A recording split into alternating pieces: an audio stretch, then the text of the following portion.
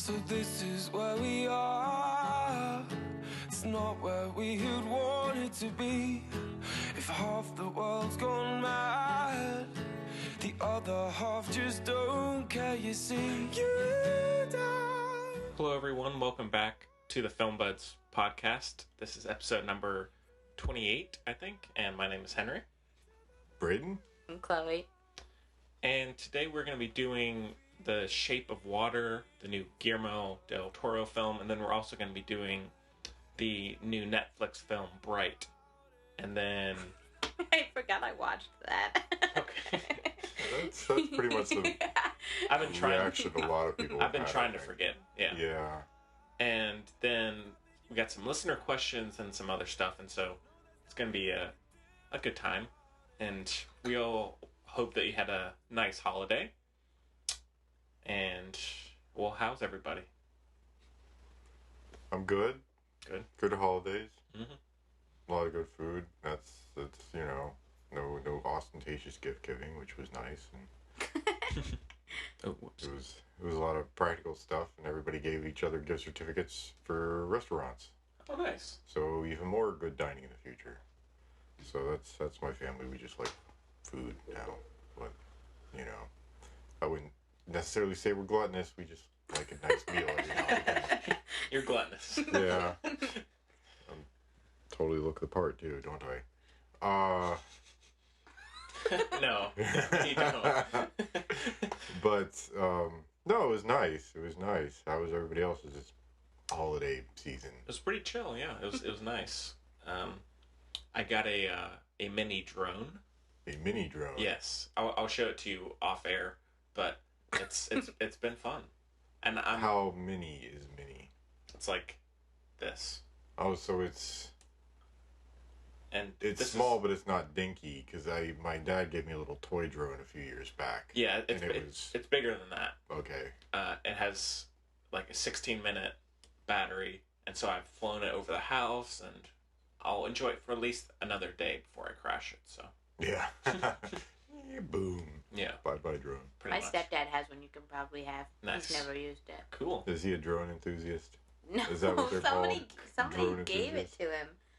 He could not care any less. Really? Really. I think he has two, actually. He is a drone enthusiast, He's not. He did not purchase either one. but Nor he has. has he used them. But he's got two of them. Yeah, That doesn't make you an enthusiast. I thought it did. It makes you cluttered. it does. Oh, Okay. Oh, and Braden, I will say, although I already gave Chloe her gift because it came in the mail super quick, I did get you a present for either Christmas. Wait, it might come, though. I know, Don't but tell him. well, yeah. The UPS guy has Yeah. yet to So, make his daily yeah. stop.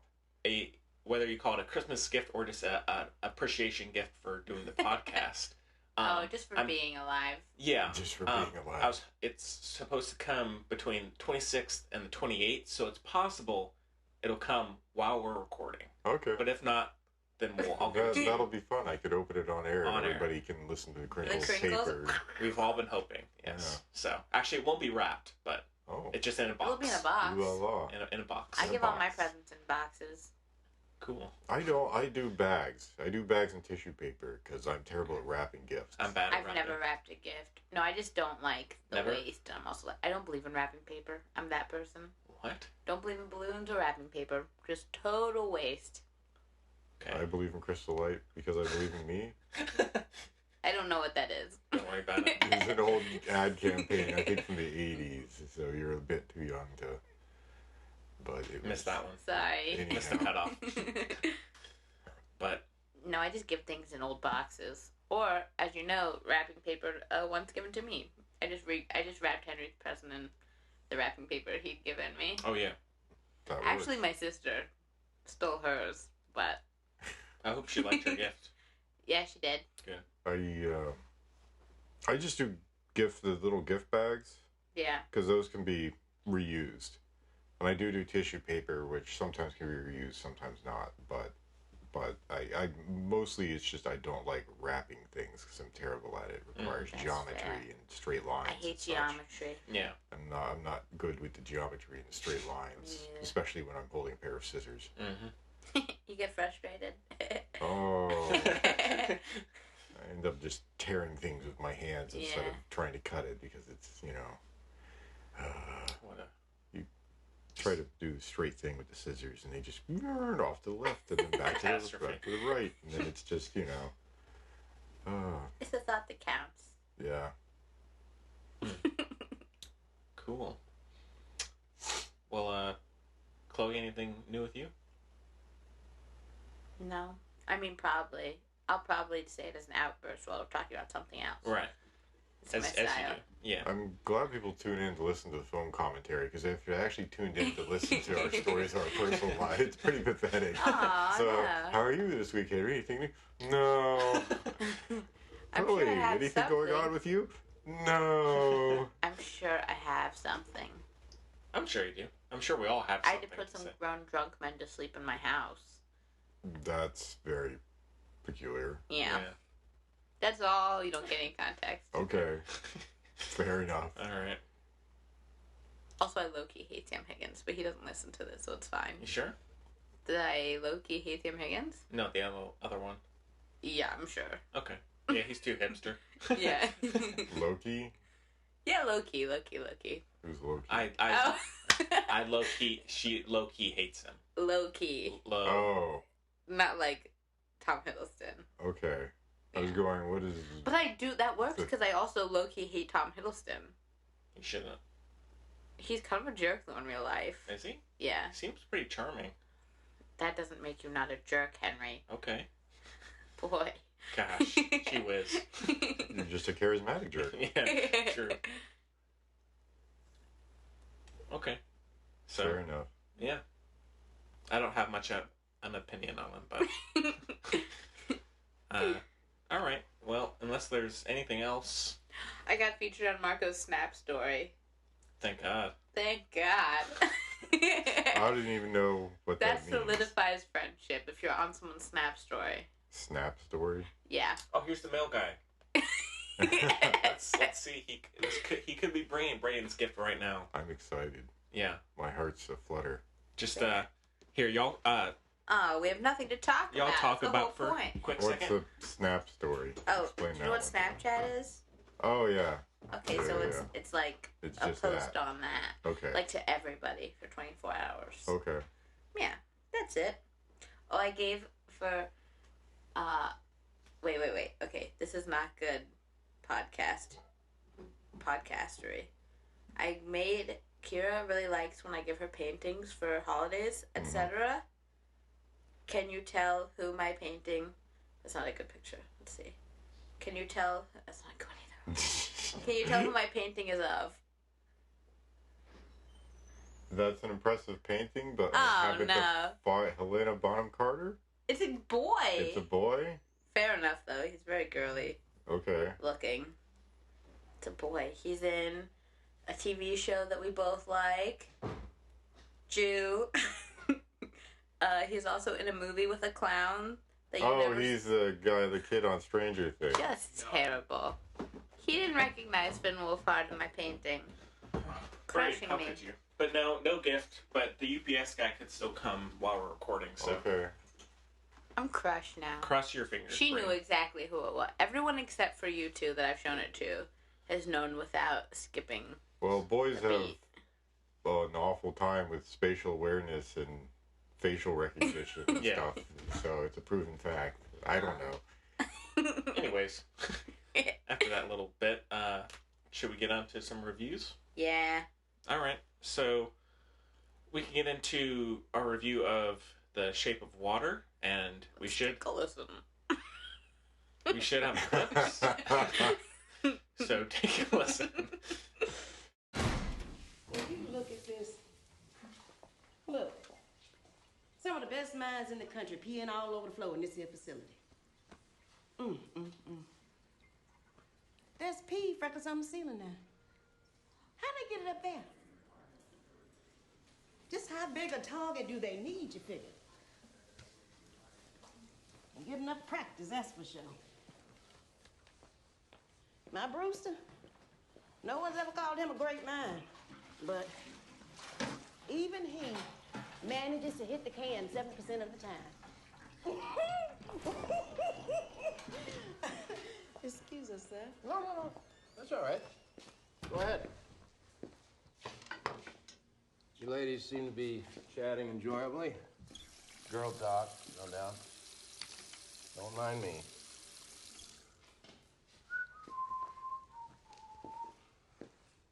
Alrighty, so The Shape of Water is directed by... I was about to say directed by The Shape of Water. It's directed by Guillermo del Toro and stars Sally Hawkins, Michael Shannon, Richard Jenkins, Octavia Spencer, Michael Stuhlbarg, Doug Jones, the winner of the upset Alabama race. Doug Jones. That's about it. And the plot synopsis is, in a 1960s research facility, a mute janitor forms a relationship with an aquatic creature. So, there you go. There you go. What did y'all think of the film?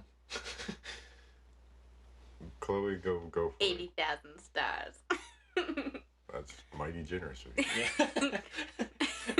How does that compare to the others? Well, yeah, Braden, we should say, I think next week we're going to do one film and then our end of year lists. Okay. So, yeah, you can look forward to that, listeners. It's going to be a fun time. Anyways, Chloe.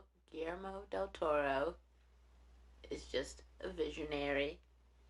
He's king. If you're watching his movie, you know it's his movie. Right. He immerses you An auteur. in this world. But it's the thing I like about it, especially with him, is that they're all different little facets of the same world, but not the exact same world. Do you know what I mean? Mm-hmm. Like different. I don't know. I always use metaphors and it confuses people. Don't worry about Like, I want to say they're all like just different colors in the same palette. I mean, he's a kind of a master of understanding genre, and then therefore he's able to shoot, I lost my train of thought. He's able to play within a genre, but put his own spin on it. Almost like Tarantino in a way, where he takes bits and pieces and then does his own, puts his own spin on it. So, but he's so artful and intricate, and so like this is like a fantasy film. Style. Crimson Peak is kind of a horror mystery, and then but they're all underlying romance. Yeah, pretty much. I would say all of his movies. I mean, the kind of the overarching genre, he's kind of done a horror film. He's done fantasy. He's done, I guess, sci-fi with Pacific Rim. Fantasy and horror. Yeah. Well, I mean, there's his earlier stuff too, which is very different. I haven't seen a lot of it, but I'm thinking Kronos. Yeah. Oh yeah. Which I haven't seen. That's almost just more of a drama with horror elements in it. Yeah. So. Then of course Pan's Labyrinth, which is sort of strange, magical realism. Yeah, that's I guess. They're all magical realism. My favorite genre. And I mean, you can even just call that a war film, kind of. Yeah. In a way. Yeah. So he's done a war film, horror film, fantasy film, blah blah blah. You know. I just love him. Love everything he does. And the theme of all of his movies is just like goodness will out, which I always appreciate. It's true. It's true. Okay. He's even said it. All right. Yeah, and the 60s were my favorite decade. I'm obsessed with old movies. I do like the thought period that was setting. more. Well, trying to remember when it was that the Russians, the Soviets, I should say, the Soviets sent a dog into space. It was like the movie was like early 60s, like 61, like 60 to 62. 50s. I thought I can't. No, in the remember plot synopsis it says the 60s. 60s. Oh, okay. Yeah. It must have been early 60s. Yeah. Then, so. When I was watching it, I was like, oh, this is like between 60 and 62, I think. Okay. This is the impression I got. The set of Mad Men could be right across the street. You know? Yeah. Sure thing. There were some weird things. And at first, it's funny, I was kind of underwhelmed. Like, after first watching it, my reaction was like, oh, okay. But then I realized it's just that my, like, expectations are so high for him. And the fact that he met them just proves, in my opinion, it was such a good movie. Do you know what I mean? Mm-hmm. So it took me a minute to appreciate it all. But I also like the mute love story thing and giving people who. And the other thing is, he has so many themes and relevant themes, but he doesn't like punch you in the face, like giving, a black woman a voice in the early '60s, and then the man's got stuff too. Just empowering people who didn't have voices then. Blah blah blah. Michael Shannon is so good. He's really good. Oh my god! I also love a little bit of like. This sounds weird, but in these kinds of movies, I like a little bit of. You like the finger pull. Cool. Yeah. For people who haven't seen I like it, some gore. Sweet. I like a little bit because it really no spoilers. Beyond that, no more context beyond. Be a nice tease there. Yeah. Didn't eat hard-boiled eggs are a steady part of my diet. Didn't eat any for a good week. We'll say that. So. Okay. So is Daniel Craig and Living Lucky, That's didn't eat eggs after that either. Well, eggs in movies just weird me out. They're in there a lot, and I don't like it so much. Did you see either the Hellboy films? Yeah. Do you remember? Yeah. What Abe Sapiens ate? Yes, I remember. Yeah, rotten hard-boiled eggs. I remember. Thank you. For some reason, Guillermo del Toro really likes hard-boiled eggs and sea creatures. Who sea does? creatures that eat hard-boiled eggs. You know, Sally Hawkins was writing a short story about a woman who turned into a fish when she got asked to do this. Crazy. Wow. Weird. Yeah. Crazy. Worlds colliding. I know. Spooky. Well, I mean, I'll jump in here. I liked it a lot more than Henry. We saw it together. Well, yeah, I mean, so, Braden, I was talking about it with you. I mean, I guess I'm about 2 weeks removed from it, but I did love Crimson Peak, and I do like Del Toro in general. Mm-hmm. But I think since he does play within genre, and he does keep some of the archetypal aspects of that, I think it's almost can sometimes depend on your interest with that genre. And so, like, for you, Crimson Peak, you liked it, but wasn't like a masterpiece. No, it wasn't which, a masterpiece. To me, I loved it, but... I loved it, too. Yeah. I really enjoyed watching it. Yeah.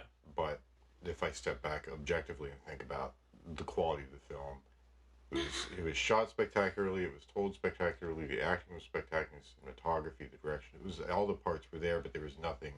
I think the main thing is lacking something in the story. Right, and so that's... I'll return to that theme again after your...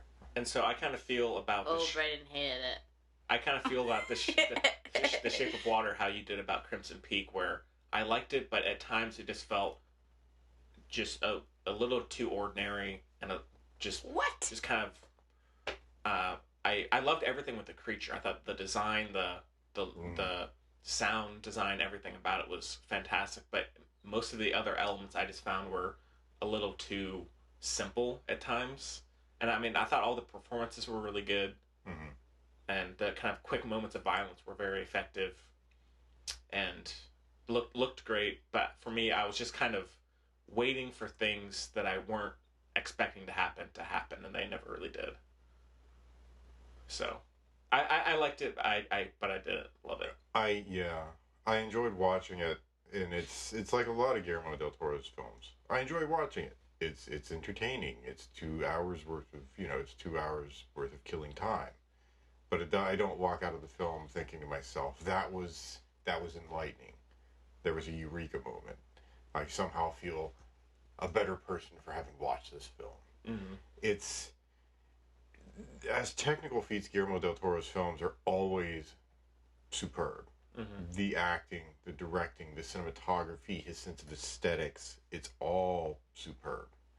And he puts all of those pieces together well, but one of the most important things that always needs to be there, which is story, he just sort of dredges stuff up.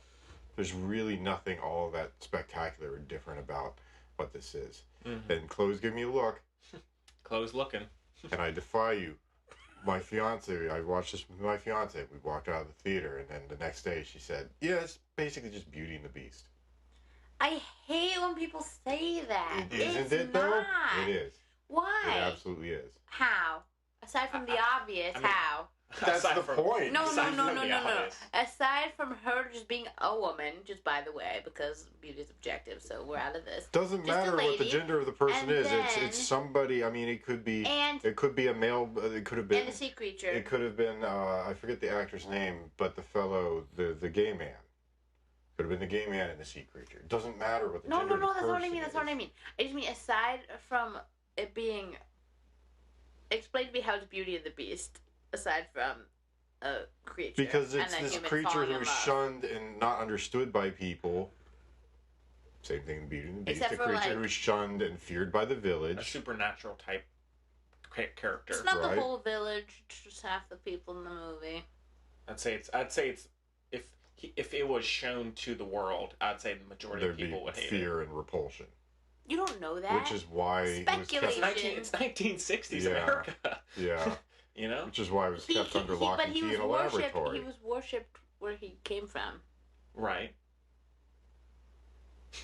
I mean, I actually hadn't thought of the Beauty and the Beast And- thing for some reason, but I do kind of see that. That's my point. Is the most. I mean, Michael Shannon, who's the most sort of stereotypical of the people in the film, absolutely disgusting fellow. But I mean, he's very sort of cut and dry. But He's not.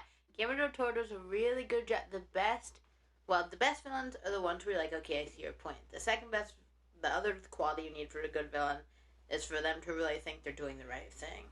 Which Yeah. he did. Yeah. Oh, he was great. He had was the best total part of the whole conviction. film. Yeah, he was really good. He was the best part of the whole film. But I mean, the character was solid. I don't think any of them are. I mean, Everyone I keeps think saying they're all archetypal. I think they took archetypes, but then they, resuscitated them. They give them. I mean, I would say he did that with some, but Approximations. a lot just felt a little too simple. Like almost a little too archetypal. How else was it like Beauty and the Beast, though? This woman falling in love with this beast and then her having to kind of face off with it in various ways, and then also having this kind of end where, what in Beauty and the Beast, the beast I mean, that's dies, isn't or does the beast die? isn't that enough No. though? The fact that the story, the concept of the story is No, because if you take away the odd appearance, that's literally every movie. That's almost every romance, especially. Yeah, there's always a there's always a love story, and there's a reason they can't be together, and usually the girl's the one you stick with, and the guy's But I'd say messed because up this is a and fantasy. misunderstood, and so she has to quote unquote save him, and then he saves her, blah blah blah. It's every movie.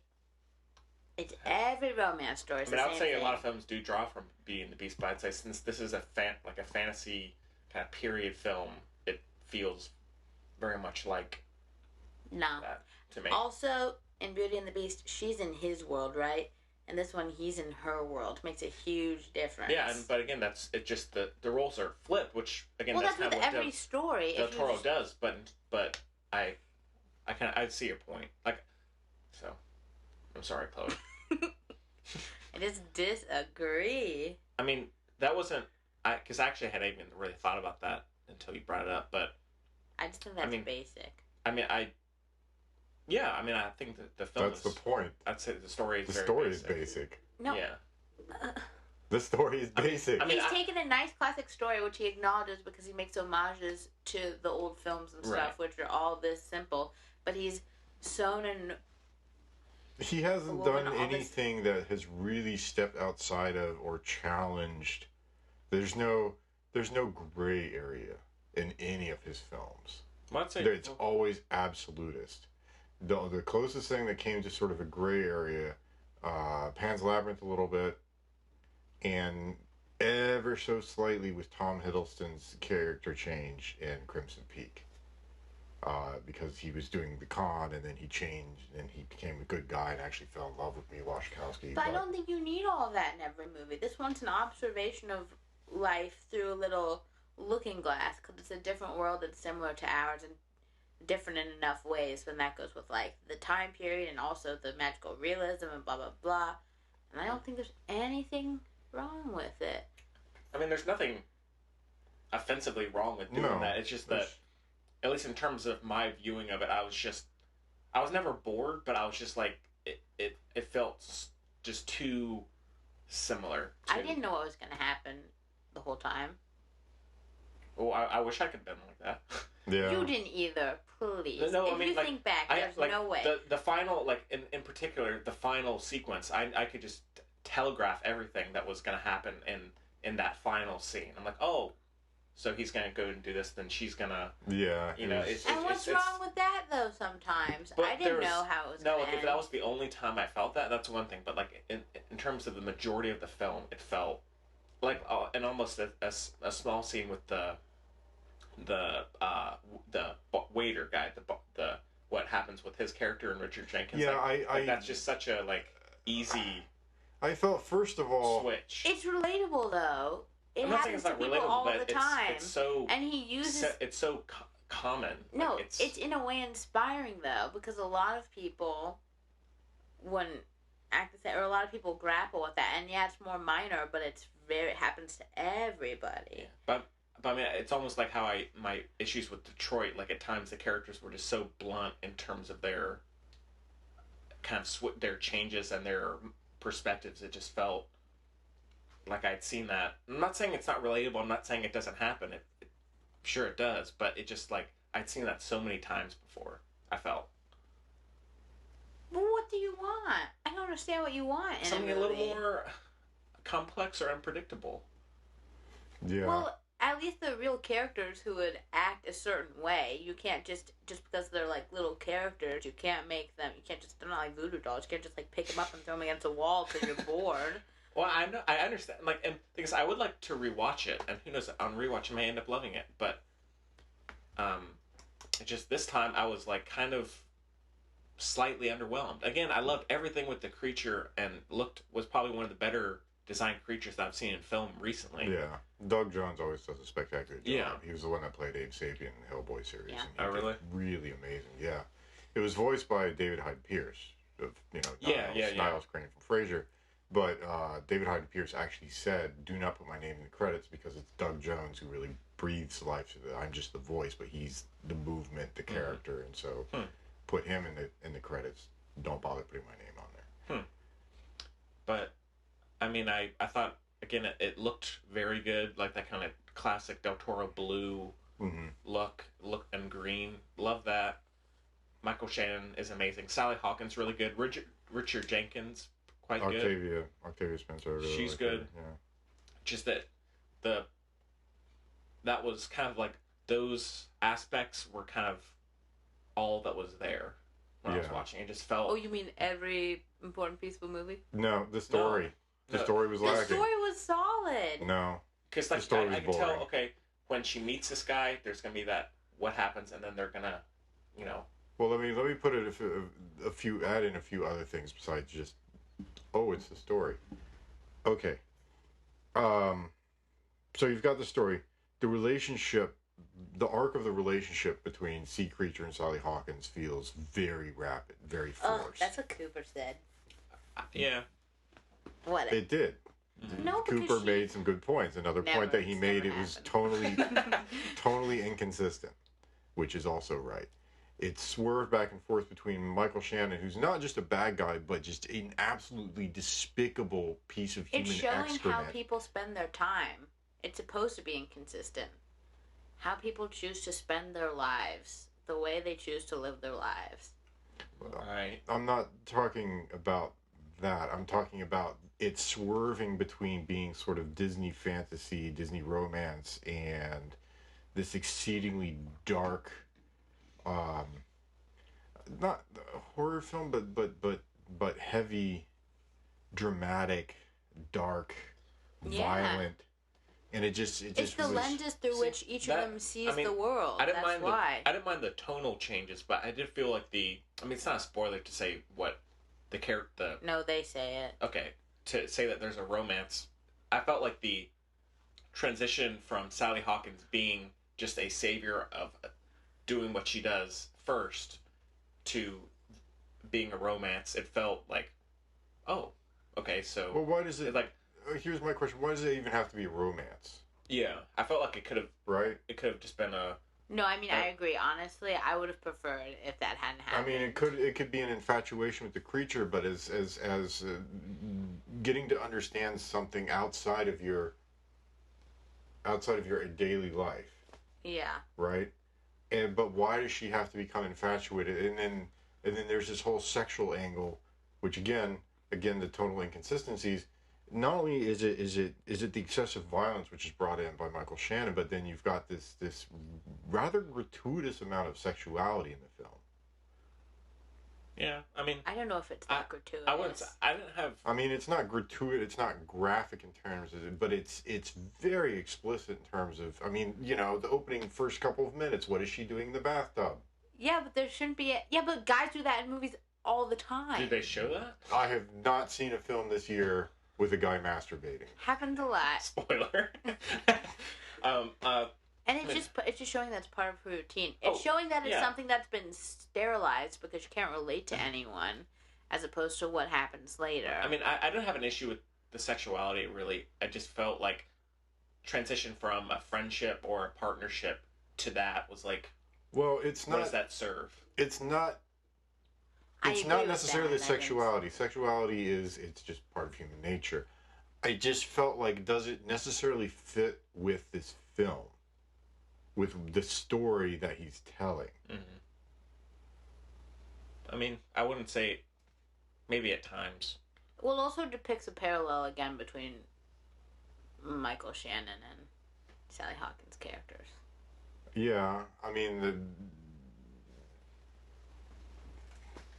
I won't say too much about that, but there is a huge juxtaposition between the two of them and their intimate moments. The whole movie is just the two of them. It's like I don't know, it's kind of like, I don't know how to phrase it. Like in The Departed, you know, you see Leonardo DiCaprio and Matt Damon, they're living their separate lives, but in the same, like, just parallels throughout the whole movie. Mm. It's like that to me with the two of them. I mean, I would say it was at times, and what you're saying, Braden, like, I don't think we need to see her naked like 4 times. You know, like, I don't know if that did, maybe like at the, you know, one time when she gets... The monster's naked the whole movie. Okay. Well, I mean, now look, I'm not saying it was like, oh, God, this is disgusting, gross. But, like, it was just, at times it did feel slightly out of place. Like, some of that felt forced. Oh, I mean... And the scene with Richard Jenkins at the pie place. That got me. I liked that a lot. Really? Yes, I felt it. I don't know. I mean, it felt... The whole movie is about empathy. He needed to gain that insight of feeling. I agree there's empathy there, but it just was like... I've seen that constant. You've seen that? What happened constantly? No, I've seen a character who's this kind of, you know, charming, handsome, or, you know, pretty person, and then, they're actually... that, and it's just, that's such a kind of a lazy switch. But it wasn't about him. He was a tool. He was such a minor. It was to propel Richard Jenkins' character forward. I agree with that. And they didn't waste a bunch of time on it. It was like a huge part of the story. I didn't have a huge issue with it. It was gone in a second, but... And it was sweet. That's like too relatable. The whole pie, the refrigerator full of pie thing. Yeah. Who hasn't been there? Everybody. You think I like coffee that much? No. Okay. Everybody's been there. Mm-hmm. Braden. Braden just lives a charmed life. No, I am black of heart and hollow of soul. Whatever. But, I thought it was... I mean, I thought it was entertaining, and I would, like I said, I would like to rewatch it. I mean, it's sweet. Could definitely something that could grow on me, but I just was. It's like, sweet. I mean, it's a charming story. I think it's told well. It does not. What really resonates with me, and I mean, again, this speaks to the subjectivity of analyzing, criticizing, discussing any art or any kind of art, music, film, sculpture, whatever, is the fact that it's a... Well, that's it. I'm used to the super short-haired Finn Wolfhard and not the super long-haired That's fair. Okay. Yeah, yeah. That's so funny. I was literally just thinking about that, too. Yeah. But, the films that resonate with me, I think, are those that really push the boundaries in terms of the stories that they're trying to tell, and how they tell those stories, and the complexity of those stories, and how the stories are not so cut and dry. And I feel as though this story that Guillermo del Toro tells in this is pretty cut and dry. I think there's nothing wrong with something just working out for once, honestly. Especially since if you think about it, I don't have an issue with that. she's lived her whole life, right? Like, you're coming into these people's lives. It's not like you, like, see her when she was born and watch her grow up in those dumb little montages at the beginning of so many movies, you know what I mean? You come in, she's had a difficult life, obviously, and she's gone through it, she's made friends and everything, right? And you finally kind of see her goodness would ever pay off. Mm-hmm. I mean, I don't have an issue with that. It's just that there's just so much of, oh, good, this is, that's going to happen. Or, like, I know kind of that was going to happen just so frequently. And the other thing, the song and dance number? I mean... That was maybe a little much. Well, really? I'd say. I don't know, I'm just saying. Yeah. I mean, I did like the framing scenes with her kind of in the black, complete kind of darkness. I like that, but then the dance was a little odd. But yeah, it was a little odd. Yeah, one visual but not thing. Bad. No, I mean it was beautiful to watch, but it just kind of like. I thought it kind of fit because she watched random interlude. I think it fits, but they were watching old movies constantly and dancing together constantly. I get that. Yeah. And so then it was just that feeling, when it's like, oh my gosh, it's like feels like it's working out, and you just kind of that's just where she was. Mm-hmm. I mean, one visual I did really like is when the two are in the bathroom and the water goes up. I loved that whole sequence. That looked beautiful. Great. And I guess they kind of teased that at the beginning, but yeah, it was. I really liked that part. He's thinking of the cat. I know it. No, I was thinking about that. My fiance has a cat, and she absolutely adores her cat. Yeah, I have 3 cats. She sort of flipped her shit when me too. she saw me. Me too. I knew it was coming. So yeah. I just buried my head into Connor's. I just could not watch it. I knew it was gonna happen. Anybody get the movie theater bit though? What? There's a movie theater. She lived above the movie theater. Yeah. And did anybody see the general state of the movie theater? Yeah. Or the general lack of... Yeah. Oh, yeah. Yeah. Totally empty. Movie theater totally empty all the time. Mm-hmm.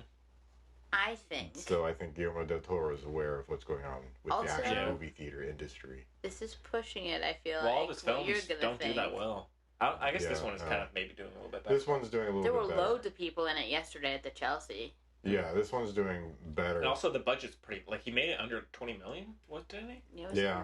Like, so well, he did... I mean, again, it's a testament to practical effects. Yeah. Because I think instead of doing CG Fishman, he actually has Doug Jones in a suit. Yeah. The suit's remarkable. Yeah. It took 2 years to produce. 1 year to design and 2 years to produce. Because Crimson Peak was at like 60 million or something. Yeah. So they built that whole house, property, just all of it. Good lord. And the Pacific Rim was a huge budget, obviously. Yeah, but well, that's all CG. Yeah. Anyways. No, well, I also think, bear with me, the movie theater, the empty movie theater playing the old movie was an homage to people giving up on, like, romance and stuff. Like the kind of fantastical world. I can see. I think maybe, yeah. Yeah. And then well, I don't know. That's probably a spoiler, but. Yeah, I know what you mean. Yeah. She opens it up. You know what I mean? I don't know how to say that anyway, but anyway. I'm trying to think of Let's just say there's a lot more discussion about Fishman anatomy than I. Oh, that was funny. Things you think about. I mean, I guess it goes back to the old, funny. If you meet a mermaid, how do you two, make little mer people? Uh-huh. Also, anyhow, obviously, like, not quite in that way, but, like, that's just how friends talk anyway. Yeah. At least girls. Oh, yeah. I'd say so. Yeah. These are not conversations that I have been privy Braden, to. you want we're gonna start having these conversations. Yikes. But I did like Michael Stuhlbarg a lot. I always Yeah. like him. You know, he's always good. Frank Ocean on Tumblr declared him his new dad. Really? Yeah, after Okay. seeing Call Me By Your Name. He said, Michael Stuhlbarg's my new Oh, dad. he's having a good year. He is having a good year. Michael. So yeah, like, Call Me By Your Name isn't even out. Well, it's out in certain areas, but Yeah, we're gonna coming. get 2 into weeks. Chelsea sometime 2 soon. weeks, Braden. Yeah. I'll be there every day. Okay. And I just think it's strange. I'm gonna find it rather incongruous because honestly, really, the last thing. Well, he was in the Guy Ritchie film that we did the retro review of. King Arthur. No. Man from U.N.C.L.E. Man from U.N.C.L.E. Oh, Thank yeah. you. Yeah, but the last thing I remember him seeing he's him been in in- a theater was Lone Ranger. Yeah. Oh, And so now he's going to be in Call Me By Your Name, which is... Armie Hammer is a prince among men. and he's in The Post as well. Oh, is he? Spielberg's film, yeah. No, And we're Oh. talking about different things. Armie hang on. Hammer. He was in Miss Sloane, Arrival. Oh, wait, he was in Arrival. We're talking about different... Steve Jobs, Alright, I quit. You're talking about different people. Michael Stuhlbarg. No, He's we're talking talking about about Armie Armie Hammer. Hammer. Oh, No one listens to me. jeez. You're off on Michael Stuhlbarg still. Yeah. And then Armie Hammer, he was in, what was he in? Oh, I mean, he's in Lone When? Ranger, of course. Yeah, Man from U.N.C.L.E. Armie Hammer's perf. Oh, yeah, he is good at Man from U.N.C.L.E., yeah. He's good in Yeah, I mean, he's everything. good, but it's just, you see him and he's always like chisel-jawed, action-y guy, and now he's got this film which is supposed to be, about a relationship between two gay men, and Yeah. Well, I've read the book. I haven't read Kinda. the book. I don't know too much about it, so I'm in the dark here. So if I misspoke, correct me. You're just smile. Okay. I think that's the main part. Yeah. Okay. But it's just interesting thinking about him going from those roles to something which is a little more. I'm just obsessed with his life. Just obsessed. I am not. It's so weird, though. Perhaps it is. He's the heir to Armie Hammer, except he got cut off. That's why his name's Armie Hammer. But he got cut off because he wanted to pursue a life of acting. And look at him now. Well, Huh. if you got looks like that, Braden's in love. Yeah. I'm just saying. I mean, Anyways, if I looked like him, I'd be in movies, but Yeah. I look like me, I don't so. see it. I really like him, though. I do too. I'm more of a Timothy Chalamet kind of person. I know you love the young starlets. Oh my god. You do. First of all, not true. Second of all, they're my age. Yeah. They're my age. I know, but they're all the young starlets. You love them. Okay, whatever. Whatever. They are young and they are starlets. They're my age. That's beside the point. They're Yeah. still young and starlets. Yeah. That's just not true. Yeah. Freddie Freddie Mercury? Highmore? Or, Freddie Highmore? yeah. He's so good. Daniel Radcliffe. Oh. They're not saying they're not talented actors. Freddie Highmore- Oh, who was it? I so just good. found out somebody's playing Freddie Mercury, and I was super excited about it. Rami Rami Malek. Malek. Yes. You just I'm found out? super... It's been Bryan Singer it's got been fired. paused, From yeah, because Bryan Singer got paused. Oh. Fired, so Because of the not 'Cause he- me. because he didn't roll up. No, You mean 'cause me too? He said he Me was. too. He said they wouldn't let him Sorry. take off time to care for his dying grandmother. Oh, really? Yeah. Yeah. Wow, that's despicable. Yeah, it's pretty bad. And so they got some. I mean, I had a low opinion of the film industry to begin with, and now it's... They already Yeah, got it's some other pretty jobber bad. on there. Yeah, that's too bad. despicable. Yeah. The studios can suck it. I'm sorry. You said That's it. just that's awful. Yeah. Oh, your parents died? Well, we got the shooting schedule, but my parents are dying, and I gotta go. Nope, sorry, shooting schedule. You're out. Yeah. We'll go find somebody else. Mhm. Honestly, I think the whole cast should just say, no, we're not gonna do it unless Yeah. Bryan Singer does it. Yeah. And I then the mean, studio yeah. says, we're not making the movie, and then they go, okay, fine. Yeah. We I don't think know that's what what they happens should do, behind but- closed doors. Yeah. Brandon. No, we don't. You but- didn't even know the movie existed until recently. Until just a couple days ago. Yeah. Okay, ooh, Mr. Oblivious. Everybody take a pot shot. Any other thoughts on Ship of Water? It's great and everybody should see it. I would say you should go see it. I would say you should go see it. Guillermo del Toro's films are always fun to watch. They're always fun. Beautiful. They are. They Oh are my absolutely gosh. beautiful. I mean, it does have a considerable amount of romanticism that you don't see in a lot of films, and his visuals are always just astounding. I mean, it's nice to have a director who's got I still like Dennis Villeneuve's better, just saying. But Guillermo del Toro, I think, has a very complete vision, and he conveys that well. What's the random thing he's doing next? You know what I'm Pacific talking about? Rim 2. No, he's not directing No. Pacific Rim 2. Dennis Villeneuve. He's doing Dune. Oh, yeah, That- he's doing no, Dune. it's not that. I'll just look it up. Something else. He's got something. That's the 'cause picture Dune I was is- working from. Yeah, I was gonna say because I'm used to Finn Wolfhard with the short hair. I think it was from Yeah. season 1, right? Yeah. So. But I did rewatch Blade Runner 2049 last night. It's so good. Oh god, it's so good. It's so good. I'll say it does, like especially towards the end, it does feel a little long. Like I'm like, all right, this is kind of taking a little while to wrap up. That's but probably because you know what happens now. No, but it's just like I think the fight near the end, in particular, is a little extended on in the water. But like it's just like every shot just feels like it has so much weight, so much. Like, Yeah. It just it's so good. Yeah. I love it. But all right, well, out of 5 stars for Shape of Water, I'll go 3.5. Oh wait, 87,000. I've upped it. 87. oh okay, Yeah, up 7,000 from. Okay. 3.5 for me. All right. Okay. Well, I guess we can move into our glowing review. Was that a pun? Yeah. It was a joke. Yeah. Bright. We sucked. Ugh. Okay.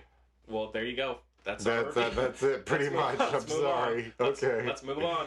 Review. So Yeah. what are we doing for trailers this week? Got no trailer. Got no news. So. Cleopatra. Oh, that's right. Well, Cleo- Doing Cleopatra. Cleopatra. I don't think he's officially attached to that, is God, I hope he Yes. doesn't do that. Oh. He's officially he? attached. Oh, is he? Okay. Well. No. With Angie. Huh? Oh. Angelina Jolie. Oh. Really? Yeah, she's gonna be so good. Are you sure? I'm pumped. You guys can. Already No, not wanting no. to watch this movie. No, I have no problem with that. I'm just I'm actually surprised he is officially on board. But Yeah. I just want to see Dune. That's I I want to also see want to see Dune. Dune. Dune's cursed. I want Yeah. to see it. I'd love Yeah, it. no iteration of Dune is a Kyle film that's come MacLachlan out better that's be been- in it. That's all I'm saying. Hmm? Kyle MacLachlan better be in it. Well, there you go. I'm super pumped for Dune. Yeah, I don't know if there's any. I don't think there's a release date on that yet. But I think we've mentioned it before, but everybody who has not, immediately go watch Jodorowsky's Dune. oh yeah, really good documentary. Yeah, it's an awesome. Or read the documentary. book. Yeah, or Or both. Both. Or both. I wonder if they've got. Do either of you guys know if they ever Books. did any reproductions of the big production logbook that he had? I doubt it. Because man, that would be awesome to have as like a coffee table book. Just Yeah. imagine that. Yeah. That would just be amazing. You should Yeah. get on it, Braden. I should. I'll can call make my lawyers. You can make a hot penny off that, man. I got a whole team of lawyers for like intellectual property stuff, and they're gonna Was it on Cooper? Give Cooper like 5-6 years. Cooper on a and- retainer. Yeah. He gets Yeah. $1 a week. Yeah. All right. Well, we can get into our review of Bright, and we have a clip for this one. So Take a listen.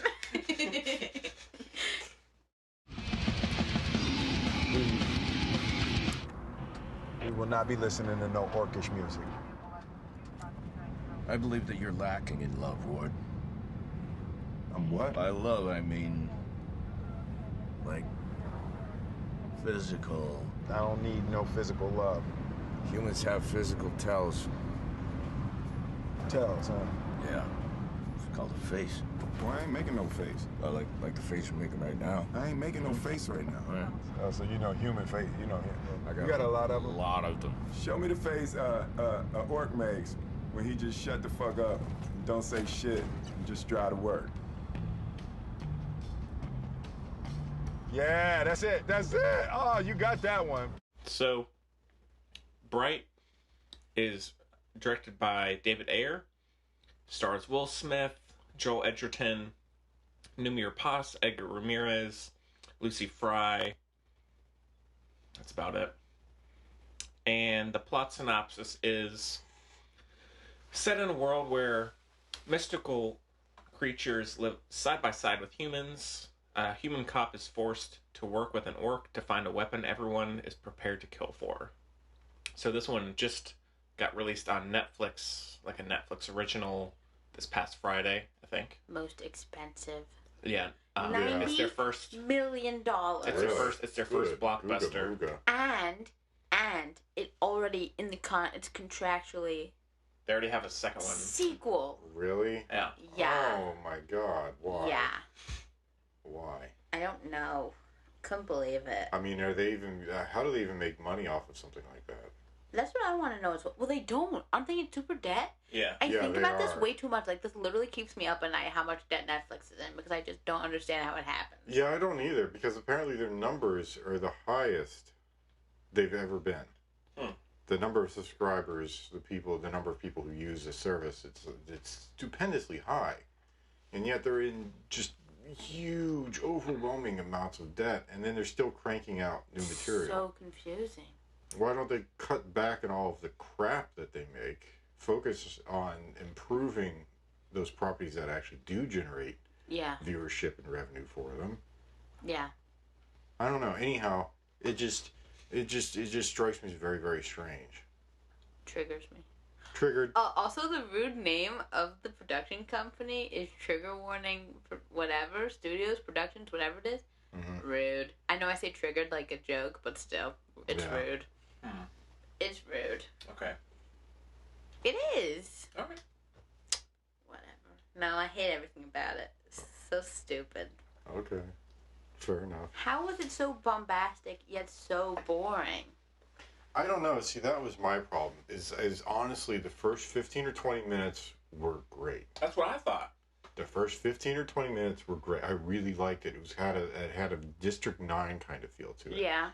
It's two cops trying to coexist. They don't necessarily. I mean, well, the Joel Edgerton character, Nick Jacoby, kind of likes Ward, which is Will Smith's character. Will Smith is just sort of the old grumpy guy. Oh, I've been saddled with this newbie who's not only a newbie, but he's an orc, and grumble, and dealing with, the orc gangs and various other gang violence, and then, the Latin gangs, and just terrible. Really, some interesting stuff, just sort of like a documentary, life on the streets kind of feel. Not even. There was nothing, no substance. There wasn't time for any. Well, that was what made it so good.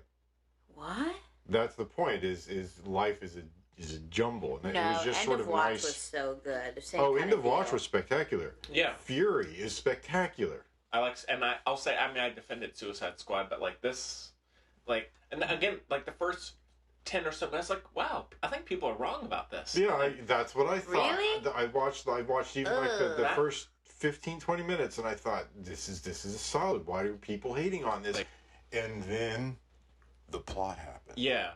As soon as the plot kicks in, it is brutal. As soon as he has that conversation with his wife, is that the first scene? You mean in the kitchen? Yeah. It's early on. That's literally when I was like, this is so bad. Yeah. Really? Because Max Landis is the worst writer. Yeah. Like it's one of the dumbest scripts I think I've ever. I thought it was. Really? I literally was watching. I was like, "Is this all improv?" And they were. Which is a shame because that's I'm going to get that later. But Dirk Gently's Holistic Detective so Agency, good. so good. Which, but I would He say writes that. Besides that, this is Maybe, What else has maybe he done? requires Did source material. Victor Maybe that's Frankenstein, American Ultra, it. Yeah. and just like He's all over the place. all these though. films that make no money are panned, and he still gets one He's work all over the place. It's so confusing. His life confuses me. Yeah. But Strange. because the script is the most obvious, blunt of all the names. Oh, we need to get the magic wand. We need the shield of light. And The Inferni. Yeah. Big fire. I literally didn't understand what was happening. I got know I was lost. I watching got lost pretty quick. Yeah. And I was mostly watching it. I was talking about Boys some of the time it was on, but I was mostly watching it. I had it on. Banter. And seriously, after about the first 30 or 45 minutes, I kind of I would flip to the BBC News and read through some stuff on BBC, and then I'd flip to something else and read through some news somewhere else, and then I'd look up words on things, and then I'd flip back to Bright, and they're having another shootout. Okay. Yeah.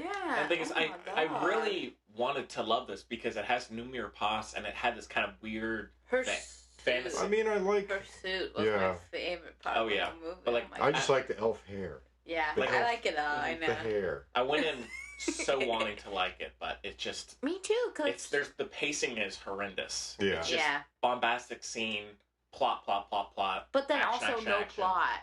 Yeah, the plot, and the plot is It was also just there's too much plot. it was also just so tone deaf. Like Yeah. so much of just like, what are you doing? It's just like, this is not the right time in the world for this. Like, I can see Chloe. What are you doing? Literally. What are you doing? Do you know what I'm... Okay, first of all, do you know the part I'm referring to? The first part, I was like, what am I want when he, No. What? I mean, you're making gun shooting things. The very opening scene? No, whatever. The I point mean- is, it's tone deaf. It's just not Usually a sensitive. third of the film is guys running around shooting at one another, so making a gun sign And is... the thing is, I liked some of the David Ayer's sense of aesthetic, like his cinematography. I thought the film at times looked good. Well, But that's then- why I like those first 15, 20 minutes, is I thought some of the cinematography was like the scene where they're driving up the road, and it's got the line with the palm trees, and I like some of those shots. But then the thing is, it spends like the rest of the film are all in like dark hallways. Right, exactly. And that's it. Oh, they're in a basement, and now they're in a big dark room. Yeah. And now they're back in And the then it's in the basement, rain. and then they're in a dark alleyway, and You there's know. some rain.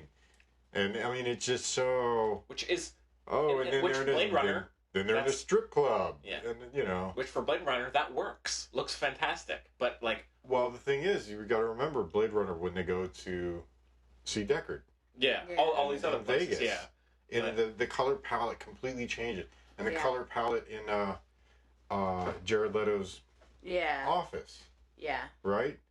It's sort of dark, but there's also, it's more sort of earthy tone. Yeah. And there's some yellows and oranges. But the point is, it's not just a monotone color palette, which is what happens with Bright. Yeah. After again those opening scenes, because Yeah. that first 15, 20 minutes, they're out, they're talking, they're riding around, they're dealing with the workings. It's and like there's not much plot. It's just banter. It's just he's talking to his neighbors. He wants to sell his house. It's sort of like everyday cop life stuff. Which is like, I know, since I like Suicide Squad, that's one of the ways it works. And then right when it gets into the plot, it's the same thing that Bright has. It's just overly complicated. It's dumb, like to the point of just being. Well, Bright isn't even. I wouldn't say that the plot is overly. It's just. I mean, because there's Edgar Wright. Then there's the Mexican gangster who's brutal. Oh, and yeah. Then, some weird elfish white face also. That was weird. and then there's the like the Fifth Element character who's the young. I liked her. She didn't do much for him. Tika. No, I don't mean the character, but I like the actress. I feel like she has the Actress was fine. Yeah, the actress was fine. But the character is just so bland and nothing. It's just a little scared girl, and then she does some Not a flip very kicks and stuff, and then she goes movie. back to being sort of like squeaky and mousy and scared, and then she does some flip kicks, and then It's she's not back feminist. to squeaky and mousy and I can scared. tell you that. No, it's not. She's not. She doesn't at all ever seem in control of the situation. She's constantly cowering behind the two, like studly male guys. You know, the Will Smith, the Joel Edgerton, who I like both of them, but I mean, if you've got this, I did not like Will Smith at all. if you've got this young female elf who He is started off all right, but then it just turned into classic Will Smith. yeah, and then he became Except without the it started off charisma. well. It started off good, and then he turns into like your basic swaggering action star. Which is the one thing I liked about Joel Edgerton is his character was He never was sort so of like sweet. swaggering. He was just sort of swept up in the tide of things. His character was the only person in the whole movie I could get behind. Yeah. And when his little ears moved, it was so cute. Yeah, I like Joel Edgerton as an actor is spectacular, Yeah. and Yeah, I he actually is. liked his portrayal in this, and It that's was really really the only good. thing I like. I mean, Noomi Rapace, even I love her. She had didn't nothing even to do that do. much Yeah, for me. that's what. Like I was really disappointed. I was hoping, okay, well at least Noomi can save this. She's in it for like 3 scenes. She did, yeah. She does nothing. Which She she's just probably sort of, thanking like, herself for. She's like, thank Yeah, God. yeah. But, it's just. In terms of how many times they mention the magic wand, it's brutal. Like, all the time they're like, oh, we need to go get the magic wand. Oh, no, I have the magic wand now. No, and just... So where's the magic wand? The magic wand's over there. Look at the magic wand. I don't have any issue... Don't pick up the magic wand. Yeah. I'm going to pick up the magic wand. You shouldn't pick up... And things... There's a smart way to kind of subside the idea that there's a magic wand in the plot. Like, you don't have to mention that. Like, you can say, oh, we need to go get it, or do it some clever way, but they just bluntly state it all the time. Well, the thing with magical realism that, like, Shape of Water does so well with is you can't be so, or you shouldn't be so obvious. Like, it's just not self-aware, the movie at that point. No, like, if it's magical realism, then okay, it's just there. First of all, you want to say magic wand. Like, you just say, not to come up with something talk better. Semantics about something so dumb, but, like, you know what I mean? Yeah. You don't call it, because magic, if you know magic is real, you just refer to it as wand. Yeah. It is a wand. Yeah. We've got a wand. Yeah. Not a magical wand. Yeah, exactly. You know? And then also, I don't have any issue with the film having a lot of language, but the amount of fucks in this... It gets just oppressive. Useless. It's just like... It gets oppressive. Like, and because David Ayer's films are usually, like, they're all R-rated and they're gritty. Most I mean, are, which is fine. Fury was incredibly gritty. Yeah, but, like... It's a bunch of dudes in a tank. Yeah, this is just constant language all the time. Well, that's why I thought it was improv, because they literally spit the same lines back and forth. Like, what's that guy's... Mila Kunis' husband in Bad Moms. You know that guy? That guy, yeah. Poncho guy, whatever. He was in it, right? Just the guy, the Hispanic guy who was kind of came in for a second and then came out again.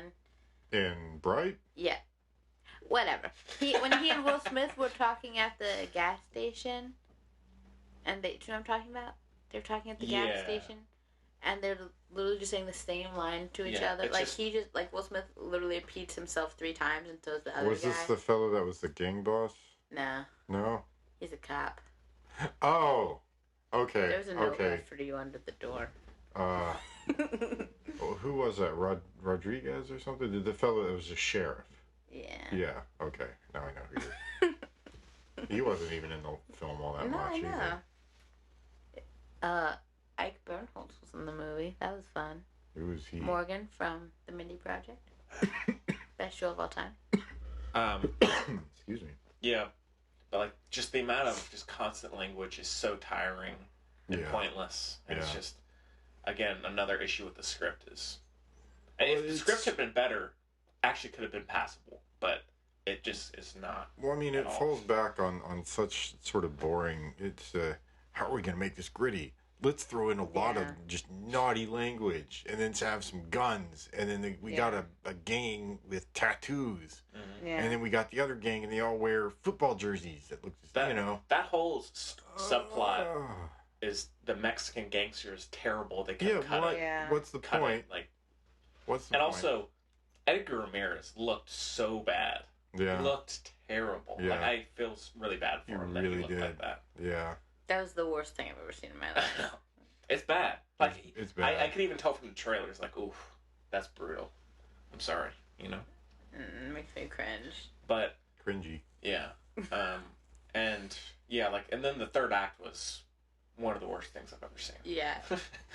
Utter garbage. Like, I just don't see how David Ayer could make something like Fury and End of Watch, and then also praise Netflix for being able to kind of be a true artist and have freedom. And then make this piece something of... it was written specifically for him to direct. Yeah. Like, Mark Landis took $1 million pay cut so Thank David God. Ayer could direct Really? it. And this is the filth that they produce? Yeah.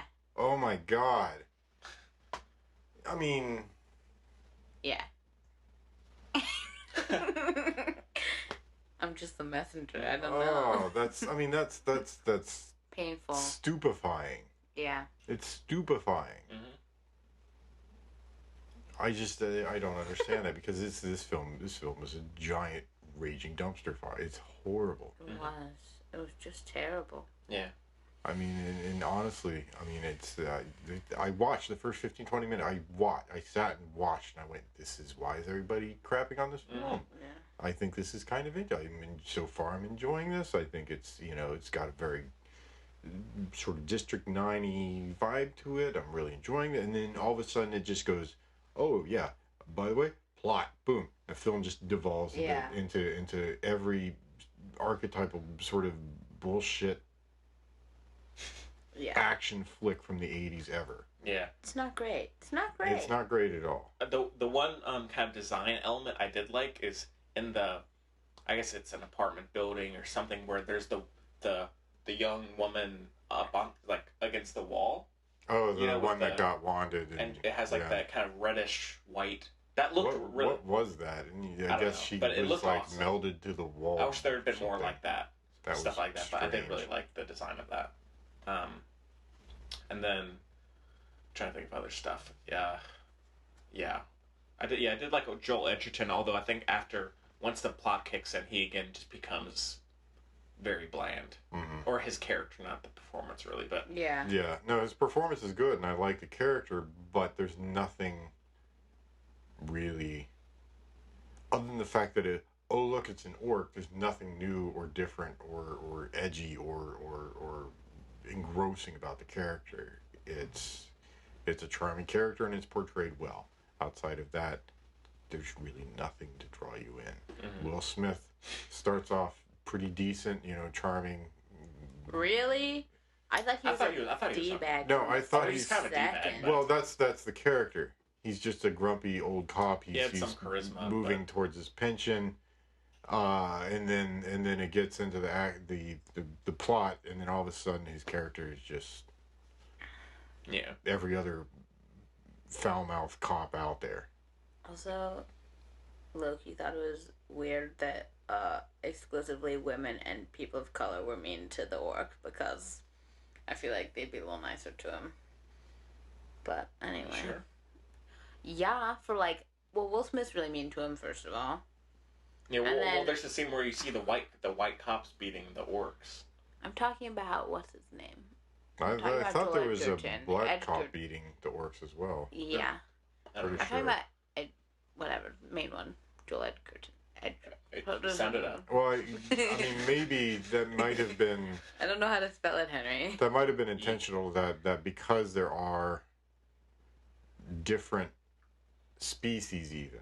Yeah, that racial differences have sort of fallen by the wayside. I know, but let's just hope that people will learn from their mistakes. Yeah. And also or from the mistakes of others, rather. Well, again, this is like an alternate reality, and there couldn't... I don't know. I'm just saying, it doesn't seem as though it's portrayed like there was a massive change, what was again, the point? But then was there no message attached to it in any way then, the thing or is, what? In terms of the beating scene where they drive by and he asks them, are you an orc or a cop first? Yeah. The thing is, that's such a muddled question because the cops are just beating orcs senselessly. Yeah, exactly. It's like, okay, so do I need to be like a terrible cop? Exactly. or, it's just... Yeah. It's commentary that's what I was saying too. It just doesn't work. It's like, also tone deaf. It's terrible. Yeah. That's what I thought. It's like, I'm going to be a cop, but I'm going to be a good cop, which means I'm not going to senselessly beat anybody, orc or human or whatever. So don't ask me to get out of the car and put the nightstick to somebody who's innocent of. Yeah. I mean, that's police brutality is police brutality. Exactly, and it's like, don't make it. It's just not a good call to make it seem like all police are okay with it either. No, exactly. That's the point. Is not all. There are a lot of good policemen out there who are not going to do that kind of thing. It's just the most poorly written thing ever. Yeah, like it really literally. Is. I've heard it's better than it's worse than Transformers. Like the script for The Last Night is better than this. Because at least the Transformers is stupid. Yeah, that's the point. It's stupid. Yeah. It doesn't try to tackle difficult subjects and then fall flat because it does so in a very poor manner. Yeah. Mm-hmm. But I could have come up with all the names for these things in 10 minutes, like Shield of Light. Yeah. Magic Wand. Hey guys, why don't we use call this the Magic Wand? Why don't we call this the Magic Wand? What are these guys over here? Orcs. What are these? Elves. Okay. They speak They speak Orcish and Elvish. And Elfish, and it's just. What are the bad guys called? Fire. What are we? Inferni. There we go. Okay. Yeah. You The know. other thing is, the world seems so, like, again, compared to The Shape of Water, the world just seems so narrow and small and, like, claustrophobic. The, like, supposedly, you know, magical world, right? Yeah. The whole thing, but it just felt so small. I think it's just because they didn't integrate the magical stuff well enough at all. Do you know what I mean? Yeah. Yeah. Yeah, it all feels like it's just completely different films or certain elements, and yeah. I'm sorry, Mr. Ayer. I wish I could defend your film, but Yeah. because he's had to defend Suicide Squad, or he's tried to defend Suicide Squad and this, because critics just have trashed both. I feel bad for him. But I do too. I don't feel bad for him. What are you talking about? Well, I don't know. I mean, he's clearly at least trying to do something different. Yeah. Which I mean, appreciate, the problem but is it's just that he... if he's not going to write his own scripts, he needs to be more discerning about what scripts he decides to. It's not like he doesn't have the opportunity to do a good job. Like, I don't feel bad for him at all. I mean, I think that there are really interesting elements in Suicide Squad, but in this, it's just like so... I don't see how he could be okay with it. Like, when you see him in the interviews and some of his other films, it just doesn't make sense. You know? And Fury and End of Watch were just so outstanding. Yeah. I mean, they really are really outstanding films. And then to do things like Suicide Squad and Bright in particular. Bright is just... Suicide Squad, again, because it's dumb to a lot of these themes, it's just theme blind. It's just, okay, it's just a bit of bubblegum filmmaking. Theoretically, the idea of Suicide Squad offend me to my I core. know What? Well, there you go. You can do it. If you can summarize this. Well, I mean, you don't like it that they use... Well, no, wait, no, you go. I may have forgotten. It is... I know it's something It's offensive. just not the time, and it probably never is. You shouldn't glorify being evil. Oh, yeah. Like, literally Right, a terrible person. Yeah, no. Especially not in the... I just can't get behind it at all. And even, like, the songs that go along with it, like that 21 Pilot song, whatever, not the time. Not the time to talk about going into a place and shooting people. Like, it's just inappropriate to normalize this stuff. Yeah. Like, that's especially when you have more of a voice than anyone else, like, in the world, literally, like, more than politicians, because you're talking to, like, the young, young kids who are they made it PG-13, like, that's their target audience, right? It's a film that should be R. Like, Bright should maybe be PG-13. No, Bright should be R. Really? Yeah. They should both be R. Well, I mean, there's just a lot of pointless, raunchy stuff in Bright. But what does it They serve, go... though? Nothing. It's pointless. Well, that's it's what I'm utterly saying. pointless. They should have, like, edited where Suicide Squad is a more adult-oriented, Bright is a more PG-13, cut it down, make it more like... Yeah, which is the interesting thing is the themes that they're trying to convey in Bright are themes that generally would be good for younger audiences, but then they do the language, the gunplay, and the needless scenes in a strip club. Right. Right? And it's just... Why? Yeah. I mean... And it's just needlessly raunchy, and I think it just does that to put some salacious content in it, so people, they spin some scenes in a strip club, and there's a lot of four-letter, Yeah. I mean, with Suicide Squad, one of the reasons I liked it is just because of some of the characters. I think Harley Quinn and the Joker are very interesting characters, and the performances I really liked. Yes, let's endorse a really toxic relationship. Okay, but I think their dynamics are very interesting, and just in terms of the visuals, I really liked. But the Bright, there's just nothing at all to latch on to. I mean, or care. Like, you can care about some of the characters, or I guess, well, I don't know. I won't go into it because it would just make Chloe mad. But I mean, it should have been something more along the lines of End of Watch with magical realism, End of Watch with interspecies tensions. Because with End of Watch, and it would take a lot of work to keep it from being I don't know what the right word is right He now, doesn't want to rehash End of Watch. I get that, but there are directions that he could go that are in that vein. That the film doesn't just devolve into a shoot 'em up action flick. Yeah. He took, like, a few good elements from End of Watch, but then put it in the worst stuff in Suicide Squad. All the like kind of just dumb plot, dumb characters, and then mix that with a few tiny elements of End of Watch. Yeah. But like it would have been great if it had just been the two cops just kind of going through the city, exploring different parts of the world, and Right. kind of like in the first 15 minutes. Like, you can have some plot. I mean, again, if you think about District 9, there is plot that comes in, but it's intriguing plot. It's this guy who's in charge of part of the sort of institutionalized repression of these alien refugees.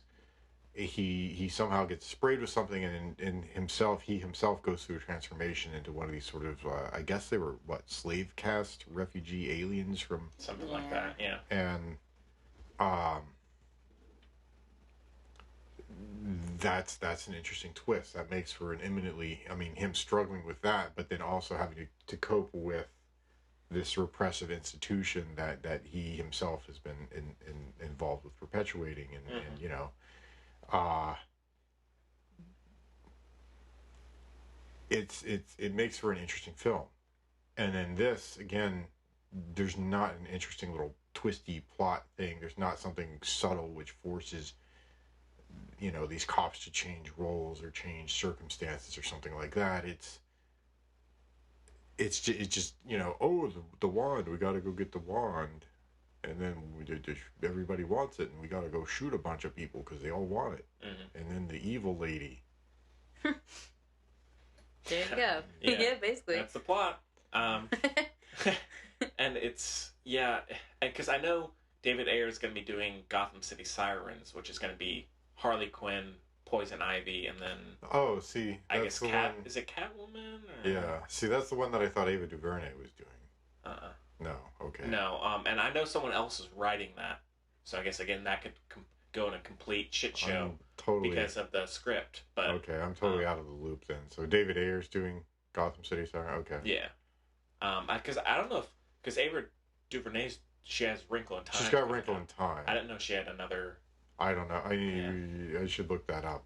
For some reason, I thought I heard her name being attached to... Well, so I think she may have been at least in talks for something. So. Okay. But, man, because she gave up some project. Oh, she gave up Black Panther to go do Wrinkle in Time. Oh, yeah. I'm excited for Black Panther. I am too. Yeah. I still can't decide if I'm excited for Wrinkle in Time. The trailers are like, there's a few cool things, but then there's just other stuff that looks so... I'm obsessed with the original. Really? Obsessed. And film? I was upset. Yeah. Okay, I didn't know that there was already a film. Yeah, it's crappy TV Disney movie. Oh, it's so good, though. It's so good. And the books are so good, and I used to do all my projects on it. Like, I'm just obsessed with Wrinkle in Time, and this just looks so watered down and just I will say terrible. The question is, which are you more obsessed with? Harry Potter or Wrinkle in Time? I think Harry Potter. Harry Potter? There's no question. No question? Okay, I just had to ask. You said you're obsessed with... But fair enough. But I will say Wrinkle in Time for that one Zach Galifianakis scene they have in the trailers where he's like, I'm not joking. You know, it's like, I'll see it for that. Yeah. I'll go see a film just for Zach Galifianakis. Yeah. Except Tulip Fever. Yeah. Right. Which I still don't understand why the hell was he in Tulip Fever. Why the what? Why was Dane DeHaan in that? Cara Delevingne. Why was that? First of all, why was that film made? Yeah. Yeah. Nobody saw it. Well, also they kind of shot themselves in the foot or whatever because they kept delaying it, and everyone was like, "This, I guess it's stupid." Started to lose interest. Yeah. Yeah. Yeah. So I mean, I hope Mr. Ayer improves his. I hope so too. He needs to be more discerning. Because I think he's an interesting filmmaker. I think he's a good filmmaker, but it's just scripts. Yeah. Be more discerning. Be more about what scripts you choose to make. Yeah. Yeah. So I'm trying to think if there's anything else I want to mention. Terrible. Yeah, it saddened me because I love David Ayer. I really love Joel Edgerton. Yeah. Noomi Rapace, I'm a big fan of. Yeah. And then this film was just such a disaster. Mm-hmm. Such a disaster. disaster. High expectations, and then they were completely dashed. Mm-hmm. So, other than, I mean, go watch that first 15-20 minutes. That's a 4 Don't even though. That first 15 minutes, that's 4 star material. That first 15 minutes is 4-star material. Yeah. I will say I laughed at the melatonin joke. Where he's like, I have melatonin. I got some melatonin. Yeah, that was funny. Yeah, I did like that joke. Well, I mean, some of the little back and forth between them. I mean, again, particularly the beginning of the film, I thought was kind of charming. Yeah. One thing, again, just in terms of the writing, where that goes downhill is in the scene where the climax happens, and then they're outside, like lying down, and they're like, "We should have become firefighters." Yeah. And it's just a brutal banter. It's just terrible. Yeah. Not good. So, all right. Well, if y'all have anything else, what should we give out of 5? Go for it. No stars. I might go -12. Painful. I think I gave it a 1.5 on Letterboxd. Maybe I might even go 1. Like it's just. Yeah, I might go 1 right now. I feel I wanted to say 2 because again I really like that first 10, 15, 20 minutes. But I mean I feel the latter 3/4 of the film are so painfully bad. Yeah. Like I find it difficult even going to 2 stars. So I'm gonna have to do 1.5. Yeah. 1 for me. 0. -17. She's taking away stars. She's taking away stars so she can give even more The Shape of Water. Yes. I'm really glad this came out on Netflix and I didn't pay to see it. Yeah, same. I would have felt robbed having seen that in the theater. Yeah. Did people ever ask for their money back if they don't like a movie? Yeah, they can suck it. I'm not giving you your money. Well, if you watch the exactly. film, it's caveat emptor. If you want to watch the film and you sit through the whole film, you got the film. Yeah. It's not our responsibility to make you But people do that? Some people have tried. Mm-hmm. Some people have tried. And you say, well, sorry. But no. What's the hurts? Did you watch? I mean, if they come out within the first 30 to 40 minutes, yeah, we'll give you. Oh, I hate this really? film. Okay, we'll give you a refund. We'll give you a show pass, which one you prefer. Good to know. Well, you get them for free anyways. I know. And I get some German bread, so it's exciting. Yeah, we got stolen over the Chelsea that I made. Oh yeah, So, what does Braden love to do? That I was right about, Henry. Cook, bake. He loves cooking. Braden, that's really unfortunate. Why? So, well, okay, so now. No, your present was really good, Braden. Okay, no, I mean, I hope it looks as good as it did online, but like, I mean, you're gonna love your gift no matter what. But Okay. Now I'm just befuddled. I'm confused. I had originally as just kind of a fun gift. I was gonna get you oven mitts with BB-8 on them.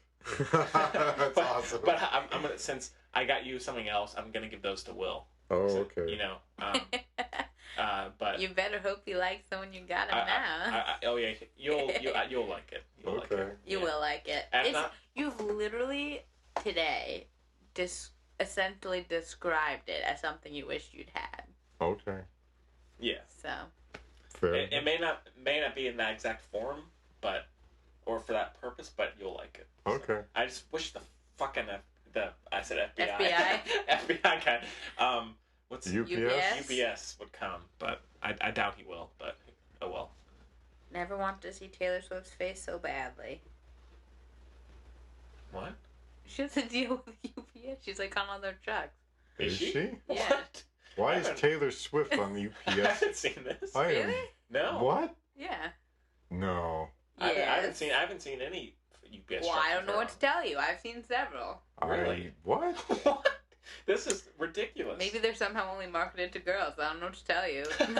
Only to girls. Yeah.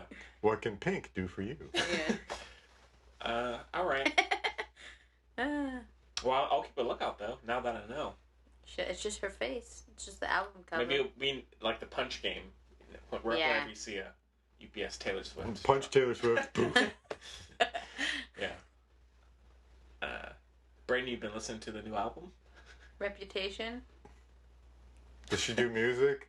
Yeah. You just know her for acting. I just thought she was a marketing icon. Yeah. No, that's the Kardashians. Oh. I can't keep track of all the You can't keep up? Superstars. Can't keep up with the Kardashians? No.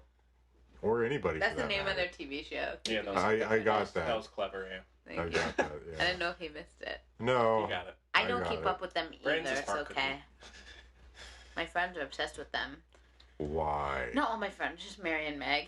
I don't know. Meg loves the Kardashians. She just thinks they're so smart. I think it's because her life goal is to, become A reality star. super rich from doing as little as possible, which they've accomplished. So, yes, they all say I'm. Fair point. They all say I'm the Scott Disick of the group.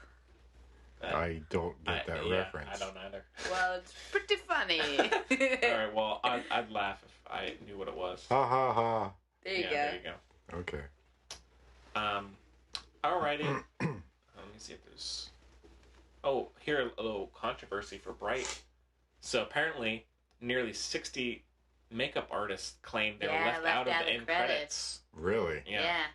Which, why? Why would you do that? Yeah, why would you do It's that? not like you're trying to trick anyone into thinking it's not makeup. Jacob #1 commented on this article.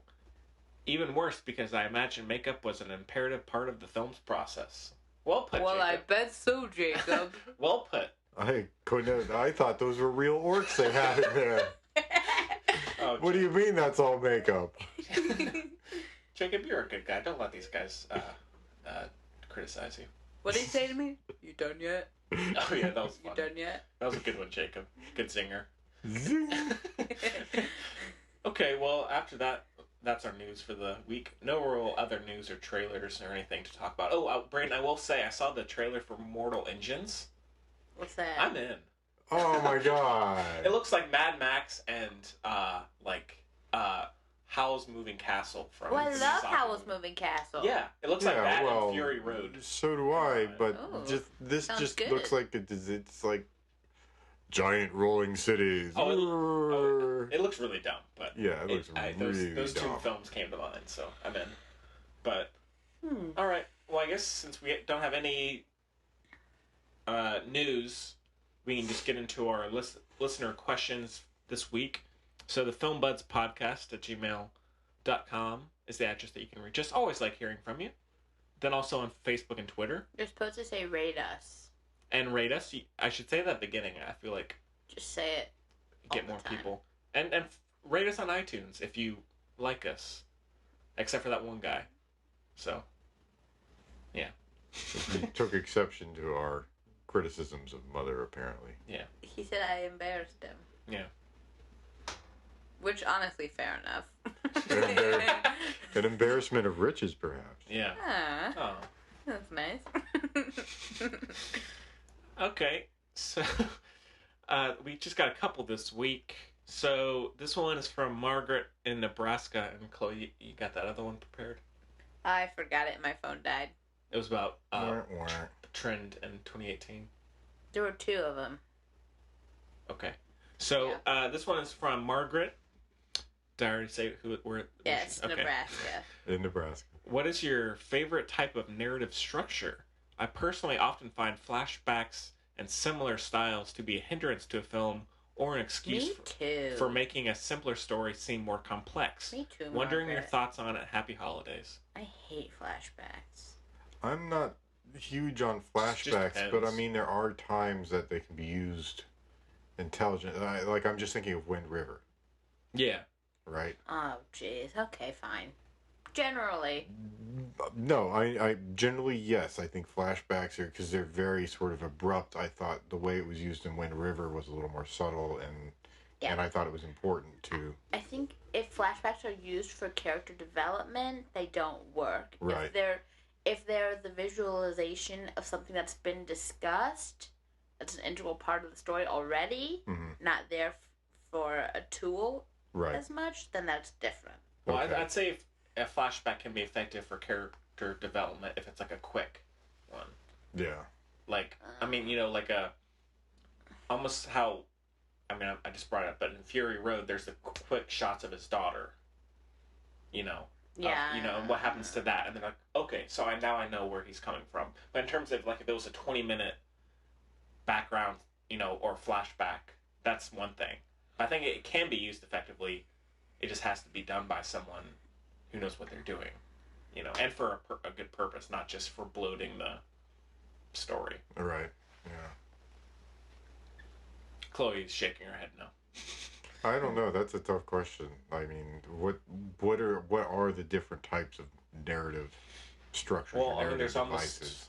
I guess you can say it's someone like Tarantino. His structure is kind of unique at times, or not unique, but different. I'll just Because he say uses chapters, and he has right. Sometimes a whole chapter will be a flashback. Right. You know, which can be interesting. I think at least in his hands. Yeah, he did that with Hateful Eight, with Inglourious Bastards.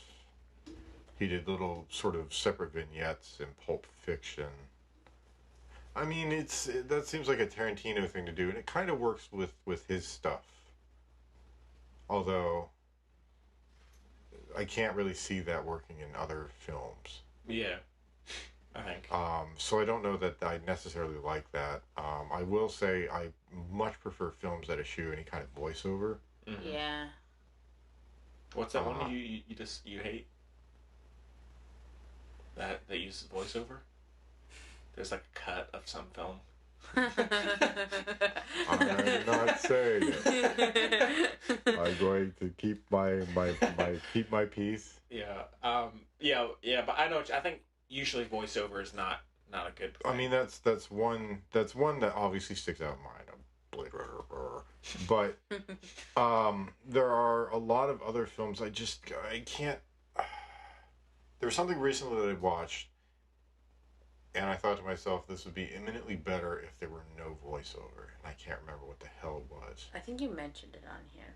Did I? What was it? You really hate voiceovers. I don't know. Yeah, I'm not big on voiceovers because remember. it's just I like to watch the story as it unfolds. Yeah, well, they just seem like little cheats, like little shortcuts, and they just never work because that's what they are. They just never quite work. No, I mean, it's feeding you a lot of information that you didn't want, didn't ask for. Yeah, and it ruins a lot of the story, a lot of the action as it unfolds. I also really don't like when they put the time and place or whatever on the screen, like the little. You know what I mean? Yeah. I hate those. I usually dislike it. Nothing will make me more upset than those. There are a few times where I think it's necessary, but usually it's and the like 2 weeks later, 2 years later stuff. Yeah. Hate it. I don't like that either. Just show the thing. Show don't tell. Am I right, guys? Exactly. Man. Let the story unfold through the action. That's one thing with Bright is it's all exposition. Right. Like it's just it's constantly telling you things, not showing it. So. Yeah. A good segue there. Yeah. Good one. I'm not big on exposition. No. I have the Fresh Prince theme song stuck in my head now.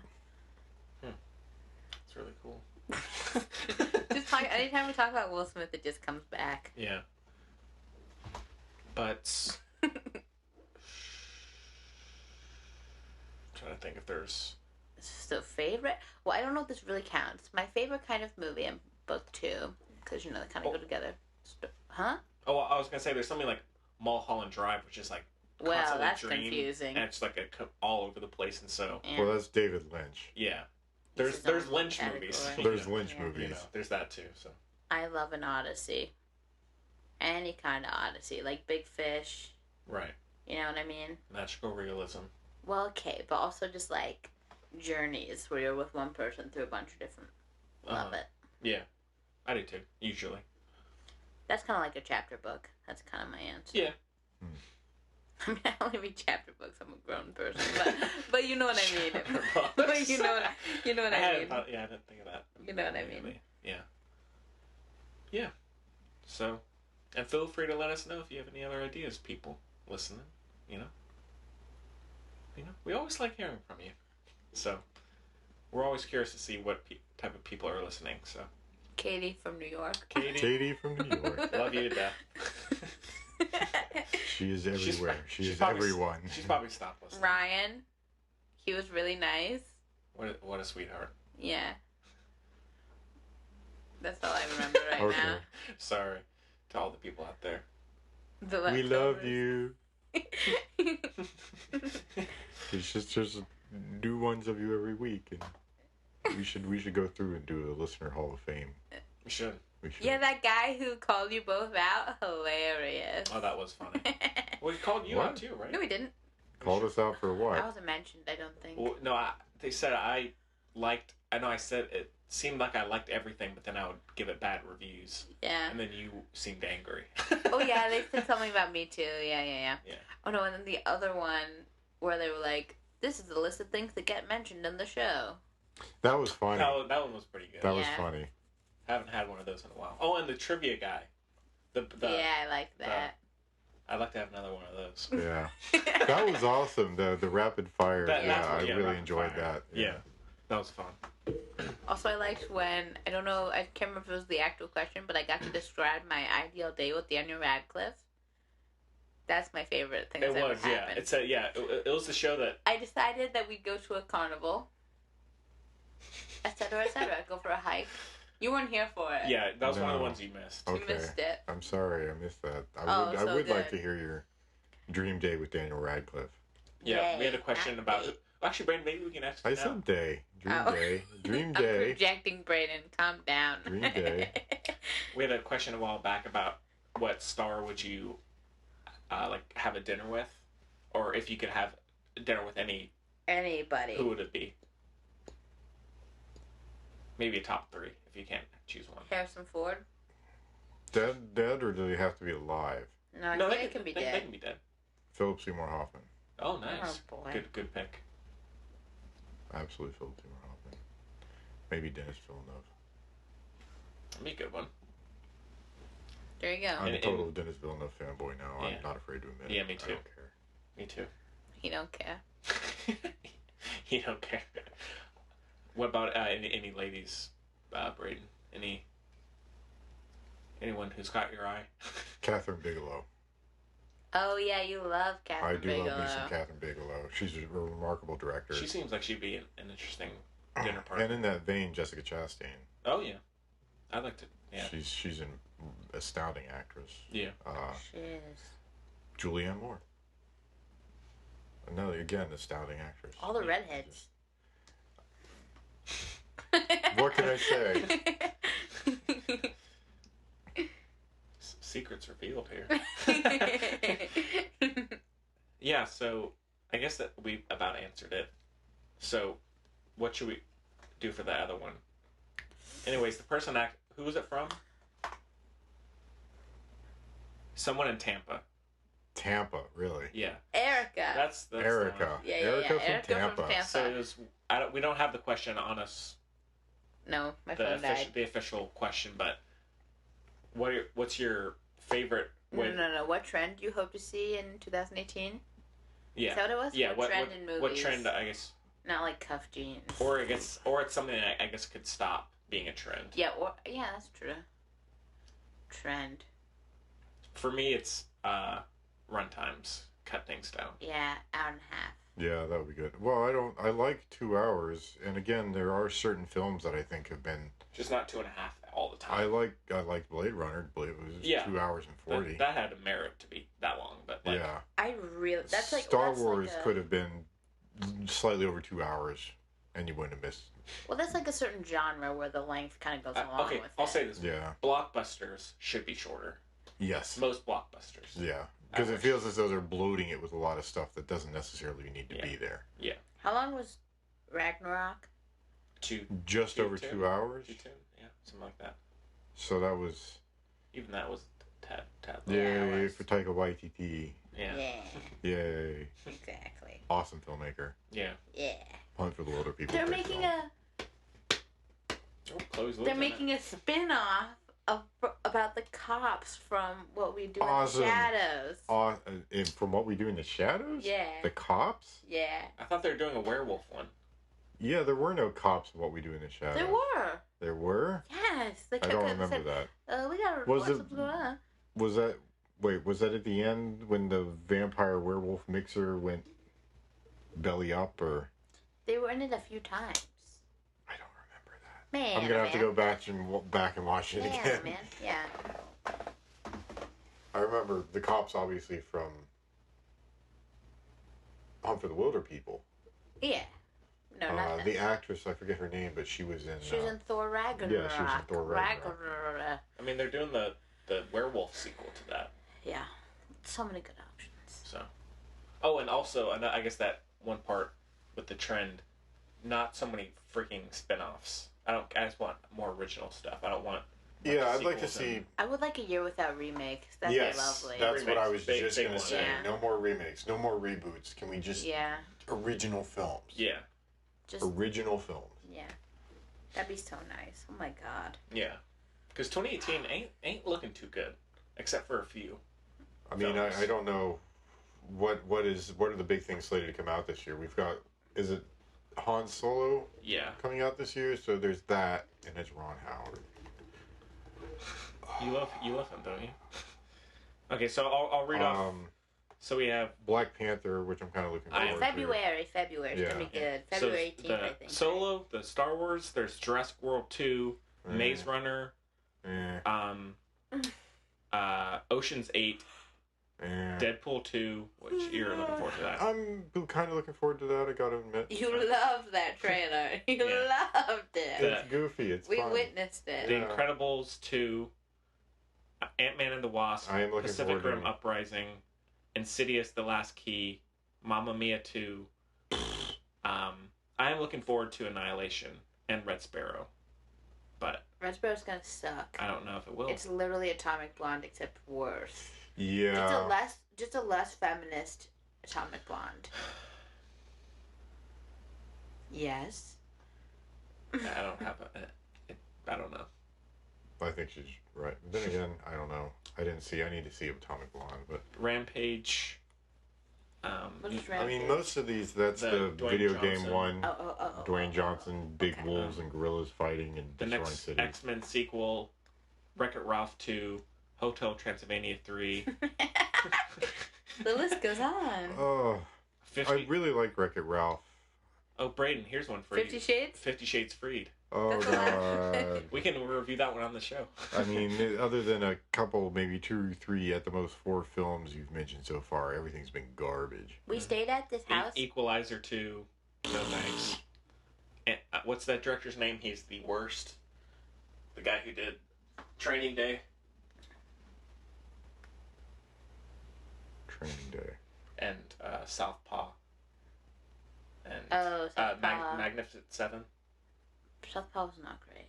Magnificent was terrible. Oh, it's brutal. Jake Gyllenhaal. That guy's not good. Meg loves the soundtrack for Southpaw. She listens to it all the time. I mean, I like Jake Gyllenhaal a lot in Southpaw. Chance the Rapper. Well, I mean, Jake Gyllenhaal is just, he's an amazing actor. He's my but- hero. Oh yeah, Cooper. Fact. Oh yeah, you may hate Cooper for this, but we were talking about Okja, Yeah. and he was like Jake Gyllenhaal's character couldn't stand him. The Didn't like character or Jake him. Gyllenhaal? Jake Gyllenhaal. Are you he said, sure? He said it was. Oh, I hated the character. It was the But character. No. I think- He was like, oh, every time he was on screen, it was just. It's the character. No, It it's, I was won't the character. accept It this. seemed Well, like no, he was- I think Jake Gyllenhaal did what he was told to do by the director. but it seemed like he was Bong targeting Joon-ho. Jakey.